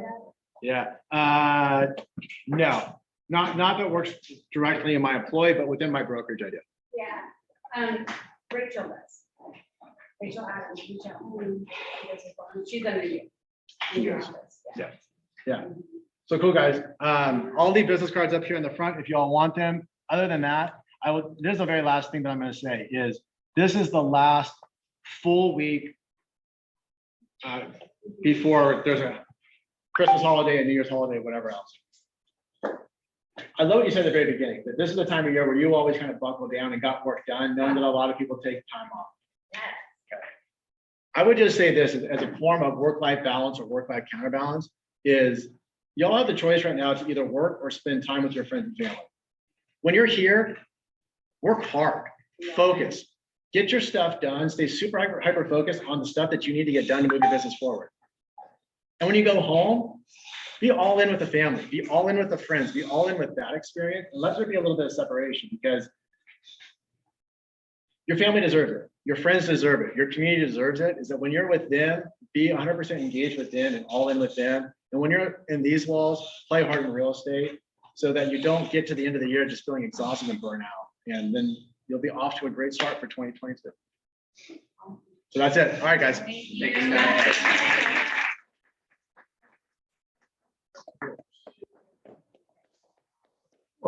Thank you. You get to be one. There you go. Can you save this for me, please? Arthur, I need you to save it. You're gonna close out and then save. Perfect. Yeah. Stop recording, basically. Yeah, stop recording. Yeah. Yeah, thank you. Nice to meet you.